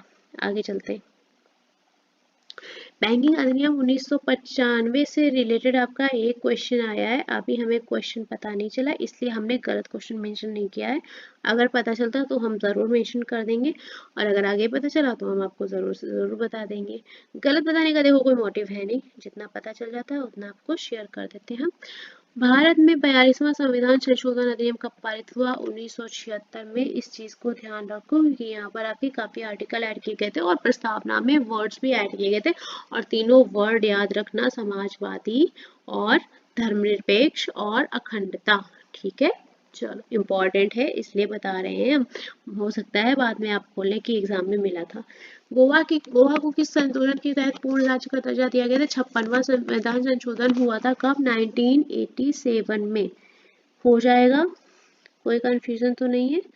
चलो आगे चलते हैं। देखो डिटेल जितनी हो सकती है उतना हम आपको बताने की कोशिश करते हैं। अच्छा एक बात बताओ, सिक्किम तो बना था 22वां, लेकिन जब गोवा के लिए संशोधन हुआ था तो गोवा राज्य बनने वाला कौन सा था, 25वां राज्य बना था, यानी कि 25वां राज्य बना था। क्लियर, कोई डाउट हो तो बताना। तो 56वें संविधान संशोधन के तहत गोवा को भारत की संविधान की किस अनुसूची में शामिल किया गया था, ये भी लिख लो, पहली अनुसूची में शामिल किया गया था, पहली अनुसूची में इंक्लूड करा गया था भैया, इसको ध्यान रखना, किसको, गोवा को। जितना इम्पोर्टेंट लग रहा है एग्जाम के पर्पज से हम आपको बताते हुए चल रहे हैं। लखनऊ में 1857 के विद्रोह किसके द्वारा किया गया था? बेगम हजरत महल जी के द्वारा, या ऑल्सो नोन एज अवध की बेगम। क्लियर? चलो आगे चलते हैं। 1857 के विद्रोह के समय सैनिकों के द्वारा भाषण में कौन सी भाषा यूज की जाती थी? हिंदी और उर्दू, दो लैंग्वेजेस आपकी ज्यादातर बहुतायत में पाई जाती थी। औद्योगिकरण की इस पंचवर्षीय योजना का उद्देश्य था सेकेंड 5 ईयर प्लान, जिसका कि टेन्योर सेकेंड 5 ईयर प्लान का क्या था? 1956 से 1961 हम आपको पढ़ा चुके हैं ना। चलो, पीसी महालनोबिस मॉडल था इसका। मॉडल अगर पूछ ले तो पीसी महालनोबिस था। नेक्स्ट है आपका जलोढ़ मिट्टी में कौन सी फसल उगाई जाती है? तो गन्ना हो गया, चावल, गेहूं, मक्का, दलहन, इनमें से कोई एक ऑप्शन आपको मिला होगा। बाय ऑप्शन के थ्रू आप जा सकते हैं, लेकिन आपको याद तो सारे करना है ना, क्योंकि आपको गेहूं दे दिया होगा, अगले एग्जाम में गेहूं थोड़ी ना देगा, कुछ और देके पूछ लेगा। वो एग्जामिनर है, वो पूछ सकते हैं, काम आपका तैयार करना है। नेक्स्ट है आपका कांसे की नर्तकी की मूर्ति कहाँ से मिली थी? तो पाकिस्तान के सिंध प्रांत में, कहाँ? मोहनजोदड़ो में मिली थी कांसे की नर्तकी की मूर्ति, याद आएगा। चलो नेक्स्ट, नरेंद्र मोदी के द्वारा कौन सा सुपर कंप्यूटर लॉन्च किया गया था? देखो, 3 परम रुद्र कंप्यूटर, आपके परम रुद्र कंप्यूटर नाम आया था। टोटल कितने लॉन्च हुए थे? 3। आगे चलते हैं। प्रथम पंचवर्षीय योजना का मुख्य उद्देश्य हमने अभी बताया था कृषि विकास है। जो आपकी योजना का टेन्योर था 1951 से 56 था। मॉडल कौन सा था? मॉडल भी हमने आपको बताया था, हैरोल्ड डोमर मॉडल था आपका, और कृषि पूरा बेस्ड था, अच्छे से बताया था। आगे चलते हैं। नेक्स्ट, 1857 की क्रांति के बाद में क्या हुआ था? देखो, एक काम करो, फर्स्ट तो हमारा हैरोल्ड डोमर मॉडल हो गया। सेकेंड भी हमने बताया था ना, महाल नोबिस मॉडल पर बेस्ड था। थर्ड आपका था गाडगिल पर। अगर आपसे बोले मॉडल कौन सा था, थर्ड आपका गाडगिल योजना पर बेस्ड था। ठीक है, चलो। 1857 की क्रांति के बाद क्या हुआ था? देखो, ईस्ट इंडिया कंपनी के हाथों से इंग्लैंड के ताज का हस्तांतरण हुआ था। ये तो मिला था आपको ऑप्शन में। हुआ क्या था? जब आपकी 1857 की क्रांति खत्म हुई, उसके बाद में आपका विद्रोह खूब भड़का, तो आपका ब्रिटिश ईस्ट इंडिया कंपनी का शासन खत्म हुआ था, और अगले 90 ईयर तक जो था ब्रिटिश सरकार का था, सीधा शासन स्थापित हो गया था। ठीक है, तो आपका कह सकते हैं ईस्ट इंडिया कंपनी का पूरा खात्मा ही हो गया था। तो यहाँ पर आपको ऑप्शन शायद ये मिला था। जितने क्वेश्चंस पॉसिबल हो सकते थे हमने पूरी कोशिश की, नोट डाउन पहले ही कर रखे थे, किसी वजह से हम करवा नहीं पाए आपको क्वेश्चन आंसर, बट कोशिश कर रहे हैं। तो जितने क्वेश्चंस अवेलेबल हो पाए हमने आपको सारे करवा दिए।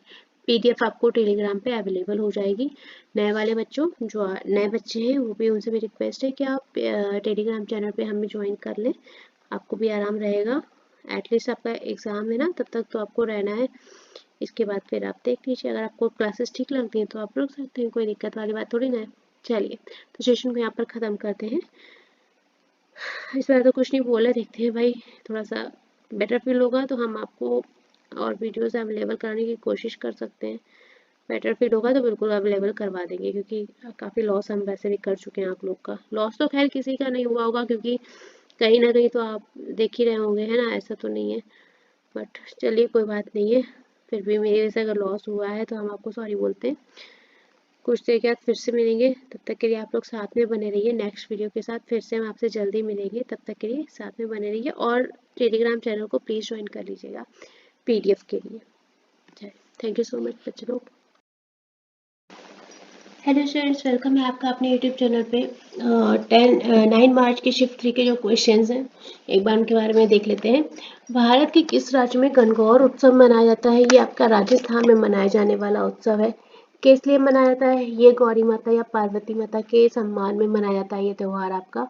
और गुजरात के भी, अगर आपसे बोल दें ना, गुजरात के भी कुछ हिस्सों में ये त्यौहार मनाया जाता है। आपको ऑप्शन तो राजस्थान ही मिला था, बट इन केस अगर आपसे कहीं पूछता है और राजस्थान ऑप्शन नहीं देता है, तो गुजरात में भी कहीं कहीं ये त्यौहार आपका सेलिब्रेट किया जाता है। क्लियर? माता पार्वती के लिए। चलो आगे चलते हैं।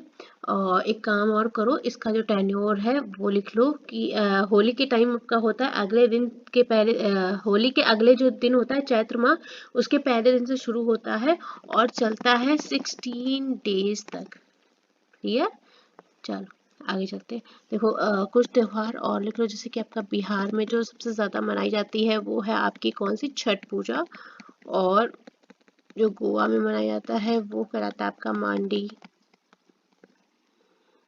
चलिए, अवनी लेखरा का संबंध पूछा गया था, टाइपिंग मिस्टेक है थोड़ी सी, अवॉइड कीजिएगा। अवनी लेखरा का संबंध आपका पूछा गया था किस खेल से है, शूटिंग से रिलेटेड है वो, एक पैरा राइफल शूटर है, यहाँ पर मेंशन कर लो, पैरा राइफल शूटर है। क्लियर। कहाँ से बिलोंग करती हैं ये, जयपुर राजस्थान से बिलोंग करती हैं। तो किसी भी क्वेश्चन में कोई डाउट लगे ना तो कमेंट बॉक्स में क्वेश्चन नंबर डाल के जरूर से जरूर मेंशन कर देना, हम आपको रिप्लाई कर देंगे। क्लियर। चलो, भारत की सबसे लंबी सहायक नदी कौन सी है, यमुना नदी जो है आपकी भारत की सबसे लंबी सहायक नदी है। यहाँ तक बात समझ में। किन राज्यों से होकर बहती है, ये आपकी उत्तराखंड। ये भी अब देखते हो क्योंकि अब एग्जामिनर पूछ लेता है कि कहाँ कहाँ से होके बहती है, हिमाचल प्रदेश, हरियाणा हो गया आपका, यूपी हो गया, यहाँ से ये आपकी होके निकलती है। क्लियर। अब आपको ये भी चीज़ याद रखनी कि कोई नदी है तो ये कहाँ से होके निकलती है। चलो नेक्स्ट है, कोशिका में ऊर्जा जो है कहाँ संचित होती है, कोशिका में ऊर्जा संचित होती है बच्चे माइटोकांड्रिया के रूप में। क्लियर। और आगे बताना है, जरूरत नहीं है तो फिर इसको स्किप कर देते हैं। आगे चलते हैं, जम्मू कश्मीर के उप मुख्यमंत्री कौन है। अच्छा, एक चीज और लिख लो, कोशिका का जो आपका ऊर्जा घर है माइटोकांड्रिया कहलाता है। क्यों, क्योंकि इसे कोशिका में भोज्य पदार्थ जो होते हैं वहां पर उनको ऑक्सीजन का स्थान माना जाता है, इस तरह से। क्लियर। जो ऊर्जा है ये संचित होती है आपकी एटीपी फॉर्म में, तो ये लिख लेना, किस फॉर्म में, एटीपी फॉर्म में आपकी जो है ऊर्जा संचित होती है, एनर्जी। क्लियर। आपको एटीपी फॉर्म में मिलेगी, इसलिए इसको कोशिका का ऊर्जा घर कहा जाता है। क्लियर। चलो, जम्मू कश्मीर के उप मुख्यमंत्री पूछे गए थे, कौन है उप मुख्यमंत्री हैं आपके, सुरेंद्र कुमार चौधरी जी। दो क्वेश्चन बचे आपके, नेशनल ग्रीन ट्रिब्यूनल से आए हैं, क्वेश्चन कंफर्म नहीं है। एनजीटी के बारे में थोड़ा सा देख लो क्योंकि एनजीटी से क्वेश्चन आपका कभी कभी बन जाता है। एनजीटी की जो स्थापना थी वो आपकी 18 अक्टूबर 2010 को की गई थी, किस अधिनियम के तहत, तो ये था आपका राष्ट्रीय हरित अधिकरण अधिनियम, जिसको आप बोलते हैं नेशनल ग्रीन ट्रिब्यूनल एक्ट 2010 के तहत आपकी 18 अक्टूबर 2010 को इसकी स्थापना की गई थी। यहाँ तक समझ में आया। और इससे जो जरूरी चीजें एक बार मुझे और एग्जाम में देखने के लिए मिली हैं, इसमें पूछे गए थे एनजीटी में कौन कौन शामिल होता है, तो अध्यक्ष होते हैं, न्यायिक सदस्य होते हैं, विशेषज्ञ सदस्य होते हैं। इसके अलावा ये अपना 7 क्षेत्रों में 7 कानूनों पे कार्यवाही करता है। जो इसकी फील्ड्स हैं वो 7 फील्ड्स हैं, तो 7 फील्ड्स हम आपको बता देते हैं क्योंकि पता है ये एक बार मुझे एग्जाम में मिला था कि शायद एसएससी सीजीएल में आया था या एमटीएस किसी में था, आपको फील्ड एरिया और बोला था कि आपका एनजीटी किस में इंटरफेयर करता है या किस में सुनवाई करता है, इस तरह से क्वेश्चन आपका बना था। तो आपके जो 7 मामले हैं वो एक बार देख लो। जल प्रदूषण निवारक व नियंत्रण अधिनियम, मैं शॉर्ट में लिख दूं आप समझ जाएंगे, एक्ट अधिनियम 1974। क्लियर। ये हो गई आपकी पहला मामला जिसमें वो नागरिक मामलों की सुनवाई करते हैं। दूसरा आपका हो गया जल प्रदूषण निवारण और नियंत्रण, सेम रहेगा, ये हो जाएगा आपका उपकर एक्ट 1977। जो आपका तीसरा मामला रहेगा बच्चे वो रहेगा आपका वन संरक्षण एक्ट 1980। ये वो मामले हैं जिसमें आपका एनजीटी सुनवाई करता है। ये आपको ध्यान रखने पड़ेंगे क्योंकि हमें क्वेश्चन मिला है इसलिए हम आपको करवा दे रहे हैं। याद करना नहीं करना आपका काम है, बट हमें क्वेश्चन मिला था इसका इसलिए हम आपको करवा दे रहे हैं। निवारण और नियंत्रण एक्ट 1981, नेक्स्ट है आपका पर्यावरण संरक्षण अधिनियम या एक्ट 1986।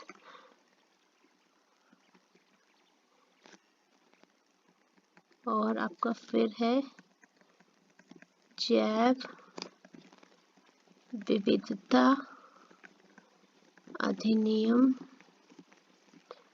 2002। देखो एनजीटी के आदेश पर सर्वोच्च न्यायालय में कितने दिन में अपील कर सकते हैं आप? 90 डेज में। ठीक है, तो सारी चीजें ध्यान रखना। अभी हमें भी ये नहीं पता कि क्वेश्चन आपका बना क्या था। एक्चुअल क्वेश्चन अगर हमें पता चल जाएगा तो हम आपको जरूर से जरूर इन्फॉर्म करवा देंगे। ठीक है, चलो आगे चलते हैं। भारतीय संविधान का आर्टिकल पूछा गया था 338 किससे संबंधित है? तो ये आपका राष्ट्रीय अनुसूचित जाति आयोग या अनुसूचित जनजाति से आपका रिलेटेड है। क्लियर? अच्छा एक बात बताओ, अगर आपका पूछ लेते हैं कि राष्ट्रीय, देखो बहुत ही लिमिटेड चीजें बताऊंगी मैं जो मुझे एग्जाम ओरिएंटेड लगेंगी बस, या वो आई हुई होंगी। अनुसूचित जनजाति आयोग किस आर्टिकल से संबंधित है? तो हो जाएगा आपका आर्टिकल 338A। क्लियर? चलो, आपका आर्टिकल 338 किससे संबंधित है? राष्ट्रीय अनुसूचित जाति आयोग और अनुसूचित जनजाति। अगर आपका एक्चुअल पूछ दिया जाएगा तो आपका 338A हो जाएगा। आगे चलते हैं।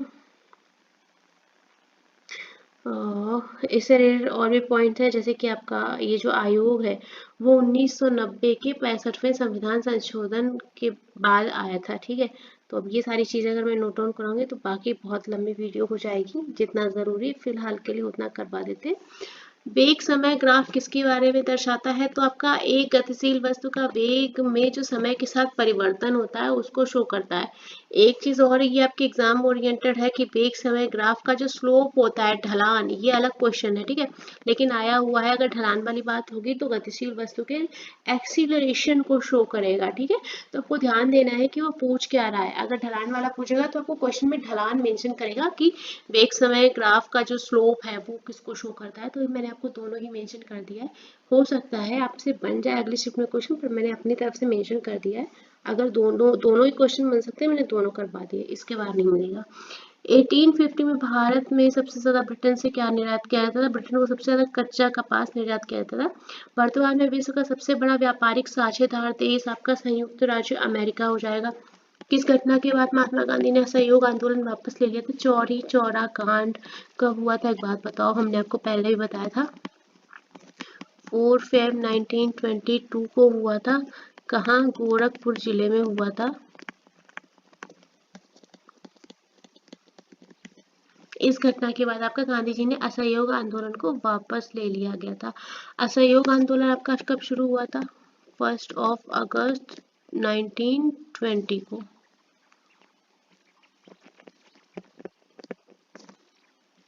ठीक है, ये आपका गोरखपुर जिले में हुआ था। चलो नेक्स्ट क्वेश्चन पे मूव ऑन करते हैं। आंध्र प्रदेश के मुख्यमंत्री जी जो पूछे गए हैं चंद्रबाबू नायडू जी, वो किस पार्टी से संबंधित है? तेलुगु देशम पार्टी से रिलेटेड है वो, नोन एज टीडीपी। ये क्वेश्चन आपका पहले भी एग्जाम में आ चुका है। आगे चलते हैं नेक्स्ट क्वेश्चन पे। सूत पिटक किस धर्म से संबंधित है? ये आपका बौद्ध धर्म से संबंधित है। पढ़ा है ना, डिटेल बतानी पड़ेगी। देखो अलग अलग चीजें हैं, आपको विनय पिटक सुनने में मिला होगा, सूत पिटक और आदि धम्म पिटक। अभी जो आपने सुना यहाँ पर देखो, मैं आपको यहाँ मेंशन करती हूँ। साहित्य के 3 भाग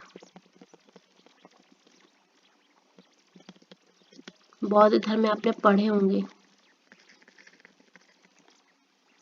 विनय पिटक, सूत पिटक और अभिधम्म पिटक। पढ़े थे?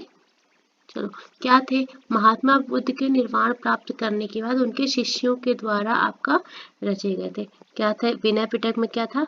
बौद्ध जो हमारे बौद्ध भिक्षु थे, लिख लो एक बार, क्योंकि एक बार बता दूंगी ना तो आपको फिर वो हमेशा याद रहेगा, नहीं तो फिर छूट जाएगा। बौद्ध भिक्षुओं के आचरण से संबंधित है ये आपका। आचरण का वर्णन आपका विनय पिटक में मिला है। सूत पिटक में महात्मा बुद्ध के उपदेशों का वर्णन है।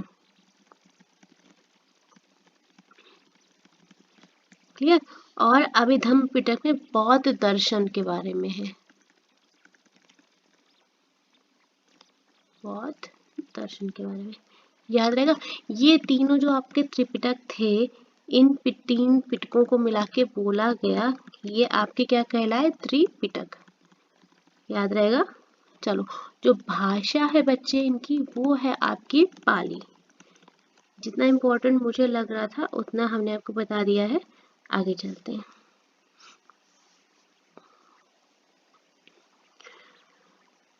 बौद्ध धर्म के द्वारा, ठीक है। चलो, बौद्ध धर्म में आपकी जो परिषद हुई थी, आपको वो हमने बताया था। एक काम करो, परिषद भी आप नोट डाउन कर लो। बौद्ध धर्म की परिषद भी आपकी इम्पोर्टेंट है, हो सकता है एग्जाम में बन जाए। जब बहुत इम्पोर्टेंट क्वेश्चन लगेगा मुझे तब मैं आपको बता दूंगी। फर्स्ट परिषद और अध्यक्षता किसके द्वारा की गई थी, ये भी लिख लो। तो फर्स्ट परिषद की अध्यक्षता की गई थी बच्चे महाकश्यप के द्वारा। सेकेंड परिषद की अध्यक्षता जो है वो की गई थी आपकी शुभकामी के द्वारा। जबकि थर्ड परिषद थी उसकी अध्यक्षता की गई थी मोगली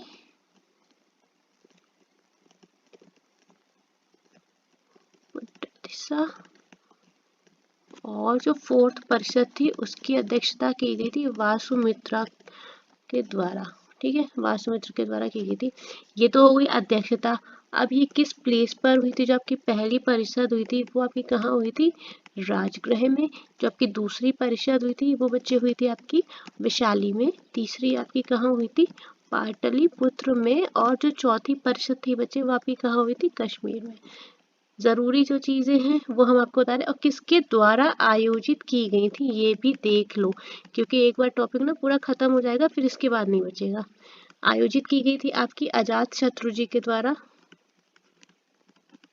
वैसे हम आपको पीडीएफ में ये चीजें प्रोवाइड कर देंगे। ये सेकेंड वाली आपकी कालाशोक के द्वारा आपकी आयोजित की गई थी। थर्ड परिषद आपकी अशोक के द्वारा की गई थी। और फोर्थ परिषद जो है आपकी कनिष्क के द्वारा की गई थी। ठीक है, ये आपकी 4 परिषद थी, ये हमने आपको बता दी और ये जरूरी है। आगे चलते हैं। लाला लाजपत राय ने किस कमीशन का विरोध किया था? साइमन कमीशन का विरोध किया था। और विरोध करने के बाद इनका लाठीचार्ज हुआ था जिसमें कि इनका निधन हो गया था। सुना था ना। इसके अलावा इनको जो उपाधि मिली थी वो एक बार नोट डाउन कर लो। पंजाब केसरी की उपाधि मिली थी। इसके अलावा पंजाब का शेर बोला जाता था। इनकी जो उपाधि इन्होंने 1894 में पीएनबी की, पंजाब नेशनल बैंक की सह स्थापना की थी। याद रहेगा। चलिए, हमारे स्वतंत्रता सेनानियों में से एक थे। चलो, तो इन्होंने साइमन कमीशन के विरोध में विरोध किया था कि साइमन कमीशन वापस जाओ। प्रदर्शन करते समय लाठीचार्ज हुआ था और इस दौरान इनकी मृत्यु हो गई थी। आगे चलते हैं। बारालाचा दर्रा जो है लेह जिले के किसको जोड़ता है? तो मनाली को ऐड करता है। ये कहाँ पर है आपका? हिमाचल प्रदेश में है। किस जिले में है? स्पीति जिले में है आपका ये। एक आपका पहाड़ी दर्रा है। आगे चलते हैं। किस गवर्नर जनरल को वायसराय की उपाधि किस अधिनियम से प्राप्त हुई? देखो, भारत सरकार अधिनियम 1858 का अधिनियम था जिसके तहत गवर्नर जनरल को क्या कहा जाने लग गया? वायसराय की उपाधि। ठीक है, तो ये आपका हुआ था 1858 के अकॉर्डिंग। चलिए आगे चलते हैं। एक चीज और लिखो यहाँ पर।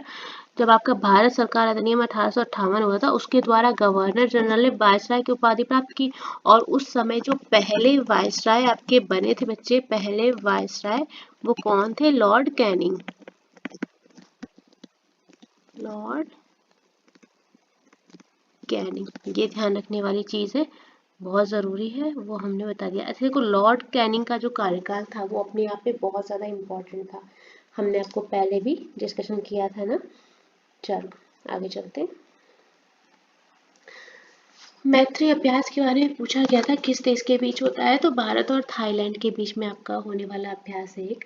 भारतमाला परियोजना के पहले चरण की लंबाई, देखो भारतमाला कार्यक्रम जो परियोजना थी अभी कब चलाई गई थी, 2017 से 18 में, और किस मंत्रालय के द्वारा ये चलाई गई थी, तो सड़क परिवहन व राजमार्ग मंत्रालय के द्वारा शुरू की गई आपकी एक पहल थी। कब? 17-18 में, ठीक है।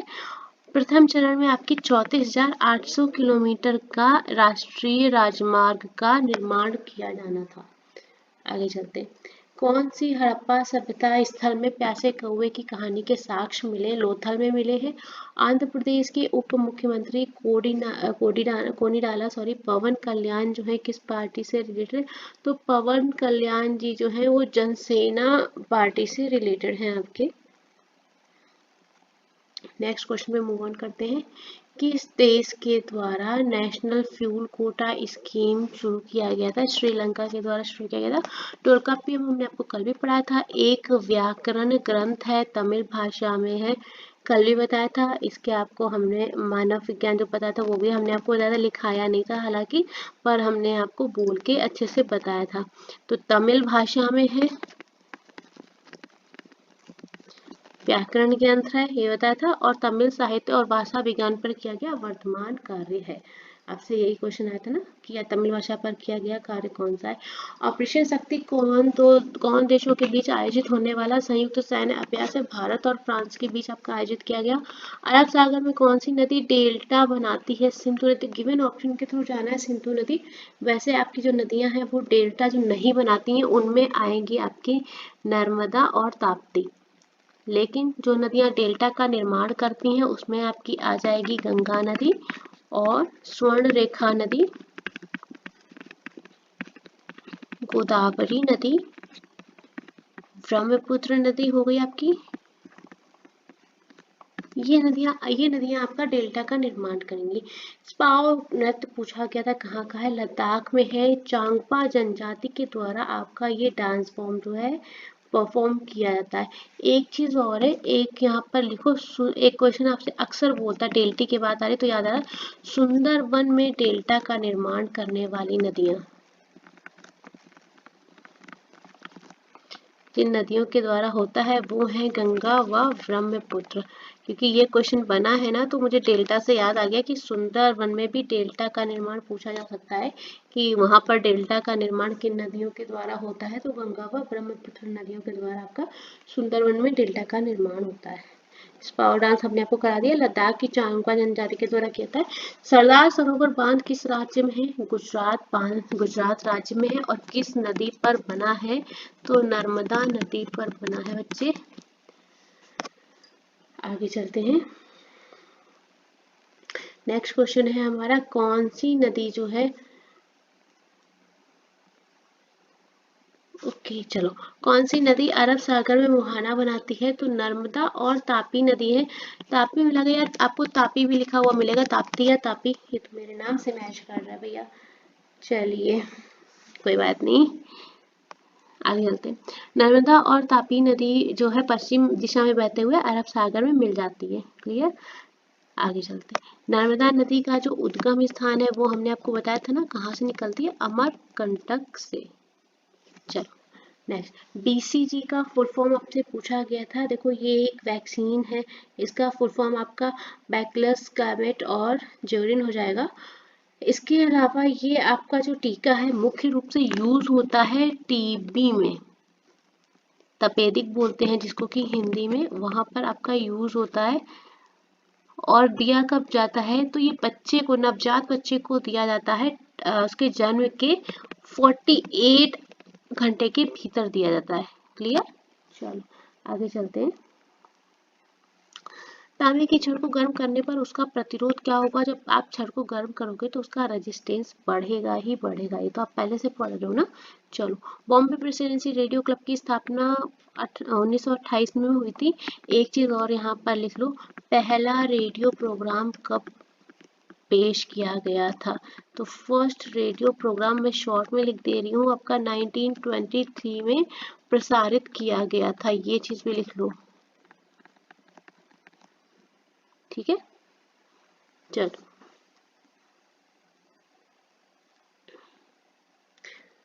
नेक्स्ट क्वेश्चन पे मूव ऑन करते हैं। आर्टिकल 40 आपका किसके सिद्धांत पर आधारित है? आर्टिकल 40 जो है आपका गांधीवादी सिद्धांत पर आधारित है। आर्टिकल 40 में आपका ग्राम पंचायत के संगठन के बारे में भी बताया गया है, ग्राम पंचायत संगठन भी आपका इसमें इंक्लूड है।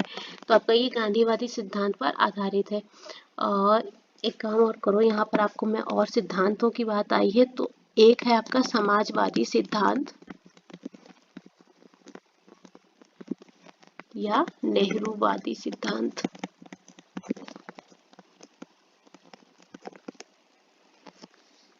इससे रिलेटेड आपके जो आर्टिकल है बच्चे वो हो जाएंगे 38, 39, 39A, 41, article 42, article 43, article 43A और 47 हो जाएंगे आपके समाजवादी सिद्धांत से संबंधित या नेहरूवादी सिद्धांत से संबंधित, ठीक है। और एक और है, उसको भी लिख लो यहाँ पर, उदारवादी।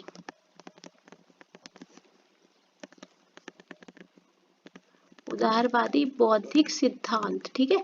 अगर आपसे पूछ लेंगे ना कैसे, तो कौन कौन से आर्टिकल आपके इससे रिलेटेड है, तो 44 है, 45 है, 48, 48A, 49, 50 और 51 जो है उदार और बौद्धिक सिद्धांतों से संबंधित है।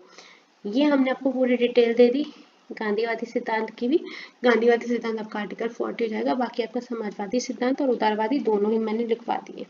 आगे चलते हैं। भारतीय संविधान के आर्टिकल 338B की बात हुई थी, पिछड़े वर्गों के लिए राष्ट्रीय आयोग जो है किस अधिनियम के द्वारा स्थापित किया गया था? आपका 102वां संविधान संशोधन अधिनियम था 2018 के द्वारा। मतलब जो आपका 102वां संविधान संशोधन अधिनियम था बच्चे 2018, वो राष्ट्रीय पिछड़ा वर्ग आयोग, समझ लो, जिसको आप क्या बोलते हैं, NCBC को संवैधानिक दर्जा प्रदान करता है। इसके द्वारा इसको संवैधानिक दर्जा प्रदान किया गया। क्लियर? देखो, 103वां संविधान संशोधन अधिनियम था जो कि 2019 में हुआ था बच्चे, यहाँ पर लिख लो 103वां जो था वो कब हुआ था? आपका 2019 में। और 104वां जो था ये आपका कब हुआ था? 2020 में। जो हमारा 130वां संविधान संशोधन अधिनियम था उसमें एससी ने एक जनहित याचिका पर केंद्र को नोटिस जारी करके क्या कहा था? कर्नाटक और तमिलनाडु को जनादेश के अनुसार ईवीएस के लिए नौकरियों और शिक्षा में 10% कोटा लागू करने का निर्देश दिया गया था, याद है? चलो, और जो आपका 104वां संविधान संशोधन था उसमें आपका लोकसभा और राज्य विधानसभा में एंग्लो इंडियन के लिए सीटों के आरक्षण को समाप्त कर दिया गया था, याद आया? और अनुसूचित जाति और जनजाति के लिए आरक्षण को कितने साल तक बढ़ाया गया था? 10 साल तक।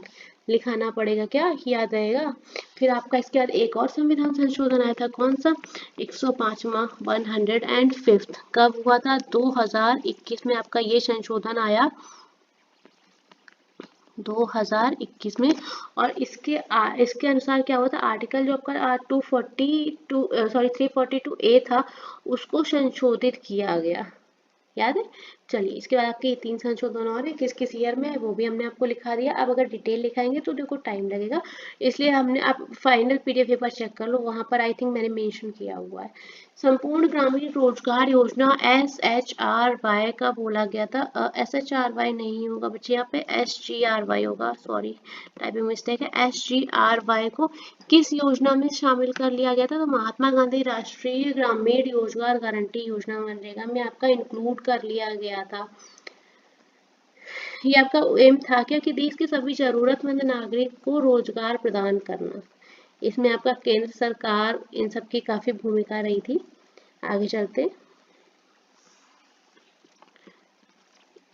देखो इसमें जो सेंट्रल गवर्नमेंट की हिस्सेदारी थी वो लगभग 80% राशि जो है वो सेंट्रल गवर्नमेंट के द्वारा, और 20% आपकी थी स्टेट गवर्नमेंट का। क्लियर? चलो आगे चलते हैं। आपका ये भी 100 दिन की रोजगार की गारंटी काम देता है। इसके अलावा आपका 30% महिलाओं को इस योजना में रिजर्वेशन दिया गया। तो कहीं ना कहीं आपकी मनरेगा का जो टर्म एंड कंडीशन था वो पूरा इंक्लूड कर दिया गया था आपका संपूर्ण ग्रामीण रोजगार योजना में। समझ में आया कि कैसे आप बोल रहे हैं कि इसमें किसको इंक्लूड किया, क्योंकि डेज भी सेम था और आरक्षण भी लगभग सेम था। चलो आगे, गवर्नर जनरल की और वायसराय की उपाधि किस अधिनियम के तहत प्राप्त हुई? तो भारत सरकार अधिनियम 1858 के तहत, उसमें वायसराय कौन थे? लॉर्ड कैनिंग, याद रहेगा। चल, तो शिफ्ट 3 में जितने क्वेश्चंस मेरे पास वो मिल गए।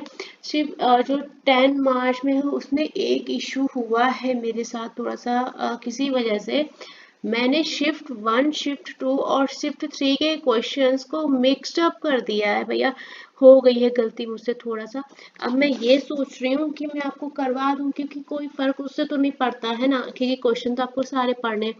तो मैं उसको शिफ्ट 1 बोल के कराऊँ या शिफ्ट 2 बोल के कराऊँ या शिफ्ट 3 बोल के कराऊँ, क्वेश्चन तो आपको सारे पढ़ने है ना। लेकिन अब गलती हो गई। अब मैं सोच रही हूँ कि मैं अगर आपको वीडियो प्रोवाइड करूँ 10 की, तो आधे बच्चे बोलेंगे कि ये वाला क्वेश्चन इस शिफ्ट में नहीं था। बट अगर मेरे नज़रिए से देखो, अगर मैं अपने आप को आपकी जगह रख के देखूंगी, तो मुझे ये लगेगा कि मुझे 10 शिफ्ट में आए हुए सारे क्वेश्चन देखने हैं। डजेंट मैटर कि वो शिफ्ट 1 में आता, शिफ्ट 2 में आता, तो मैं उसको सारे देखूंगी। इसलिए मैं शिफ्ट 10 मार्च की शिफ्ट को डालने में थोड़ा सा सोच रही हूँ कि मुझे डालना चाहिए या नहीं, क्योंकि आप ही लोगों में से कोई ना कोई निकल के आएगा और बोलेगा ये क्वेश्चन शिफ्ट 2 में नहीं आया था। हालांकि क्वेश्चन इकट्ठे, बट मेरी किसी गलती की वजह से सारे के सारे क्वेश्चन मिक्स अप हो चुके हैं कि कौन सा शिफ्ट 1 में था, कौन सा 2 में था। मैं आपको डाल दूंगी, प्रोवाइड करा दूंगी। किसी एक शिफ्ट में थोड़े से ज़्यादा क्वेश्चन इंक्लूड कर दूंगी, जैसे किसी में 30 कर दिए तो किसी में 50 प्लस कर दूंगी। अब वहाँ पर मैं क्वेश्चन को क्लासीफाई नहीं कर पा रही हूँ अब, क्योंकि टाइम हो गया है। आज 16 तारीख हो गई है लगभग, कल आपका फिर एग्जाम है, तो मैं उसको क्लासिफिकेशन नहीं कर पा रही हूँ कि कौन सा आपका शिफ्ट 1 का था, शिफ्ट 2 का था। इसलिए मैं आपको अपलोड करूंगी वीडियो, तो आपको किसी वीडियो में 30 क्वेश्चन मिलेंगे, किसी में आपको 50 प्लस मिलेंगे और किसी में आपको 40 समथिंग मिलेंगे। तो एक बार ये सोच के पढ़ लेना कि 10 मार्च के एग्जाम में किसी ना किसी शिफ्ट में वो क्वेश्चन आए थे, ठीक है। या क्वेश्चन हो सकता है रिपीटेशन हो जाए किसी वजह से, अगर होगा तो हम आपको ज़रूर से ज़रूर बता देंगे। बाकी तो सारे क्वेश्चन ठीक है, बस 10 वाले शिफ्ट में थोड़ी सी गड़बड़ हो गई है मुझसे। चलिए, तो वीडियो को यहाँ पर ख़त्म करते हैं। 10 तारीख की शिफ्ट आज अभी करा देंगे, कंटेंट पूरा रेडी है तो आज के आज ही करवा देंगे, क्योंकि हम लोग बहुत ज़्यादा लेट हो रहे हैं। थोड़ा सा प्रॉब्लम में थी मैं, तो नहीं करवा पाई हूँ। बाकी कल आपका एग्ज़ाम है 17 और 18, 2 दिन और एग्ज़ाम है ना। चलिए, इन एग्ज़ाम्स के बाद आपका RRB ALP का एग्ज़ाम भी लगा रहेगा ना, और शायद 27 से 28 में, मेरे ख्याल से। अभी डेट्स मैंने चेक नहीं की हैं। तो जिन बच्चों का एग्ज़ाम है प्लीज़ अपनी प्रिपरेशन करते रहिए। टाइम बहुत जल्दी जा रहा है, देखिए 3 महीने लगभग ख़त्म होने जा रहे हैं, है ना। और आपका 1-2 महीने के बाद आपका फिर से सीरियल आपका जून से शुरू हो जाएगा, इसलिए कि टाइम बहुत जल्दी जा रहा है। टाइम फ्लाइज, कोई वो नहीं है। तो आपको पढ़ाई करनी है, अगर आप ब्रेक दे देंगे ना तो थोड़ा प्रॉब्लम हो जाएगा। PDF आपको हम प्रोवाइड कर देंगे। PDF में डायरेक्ट प्लेलिस्ट पर जाने के लिए हमने आपको ये लिंक्स अवेलेबल करा दी हैं। अगर आपको जब PDF मिलेगी, आप इन लिंक्स पे टच करेंगे, आप डायरेक्ट प्लेलिस्ट ऑप्शन में पहुंचेंगे। अपने एग्जाम के अकॉर्डिंग आप अपनी प्लेलिस्ट को ओपन करके वहाँ पे चेक कर सकते हैं, ठीक है। चलिए, तब तक ये सब लोग साथ में पढ़े रहिएगा। Thank you so much students. जो प्रॉब्लम हुई है 10 मार्च की शिफ्ट किताब में, हम क्वेश्चन आपको ज़रूर से ज़रूर अपलोड कर देंगे। बस थोड़ा सा आप लोगों से कॉपरेशन चाहते हैं कि थोड़ा सा हड़बड़ी नहीं दिखाते हुए आप लोग बस ये वाला कमेंट नहीं करना कि ये फर्स्ट शिफ्ट में नहीं था, क्योंकि थोड़ा मेरी गलती है, क्वेश्चंस मिक्सअप हो चुके हैं। तो मैं समझ सकती हूँ, आप हो सकता है कोई बच्चा नाराज़ हो या गुस्सा जायज़ है, बट गलती तो हो गई है मेरे से थोड़ा सा। चलिए, फिर भी हम क्वेश्चंस को जल्द से जल्द अपलोड करेंगे। तब तक के लिए सब लोग साथ में बने रहिएगा।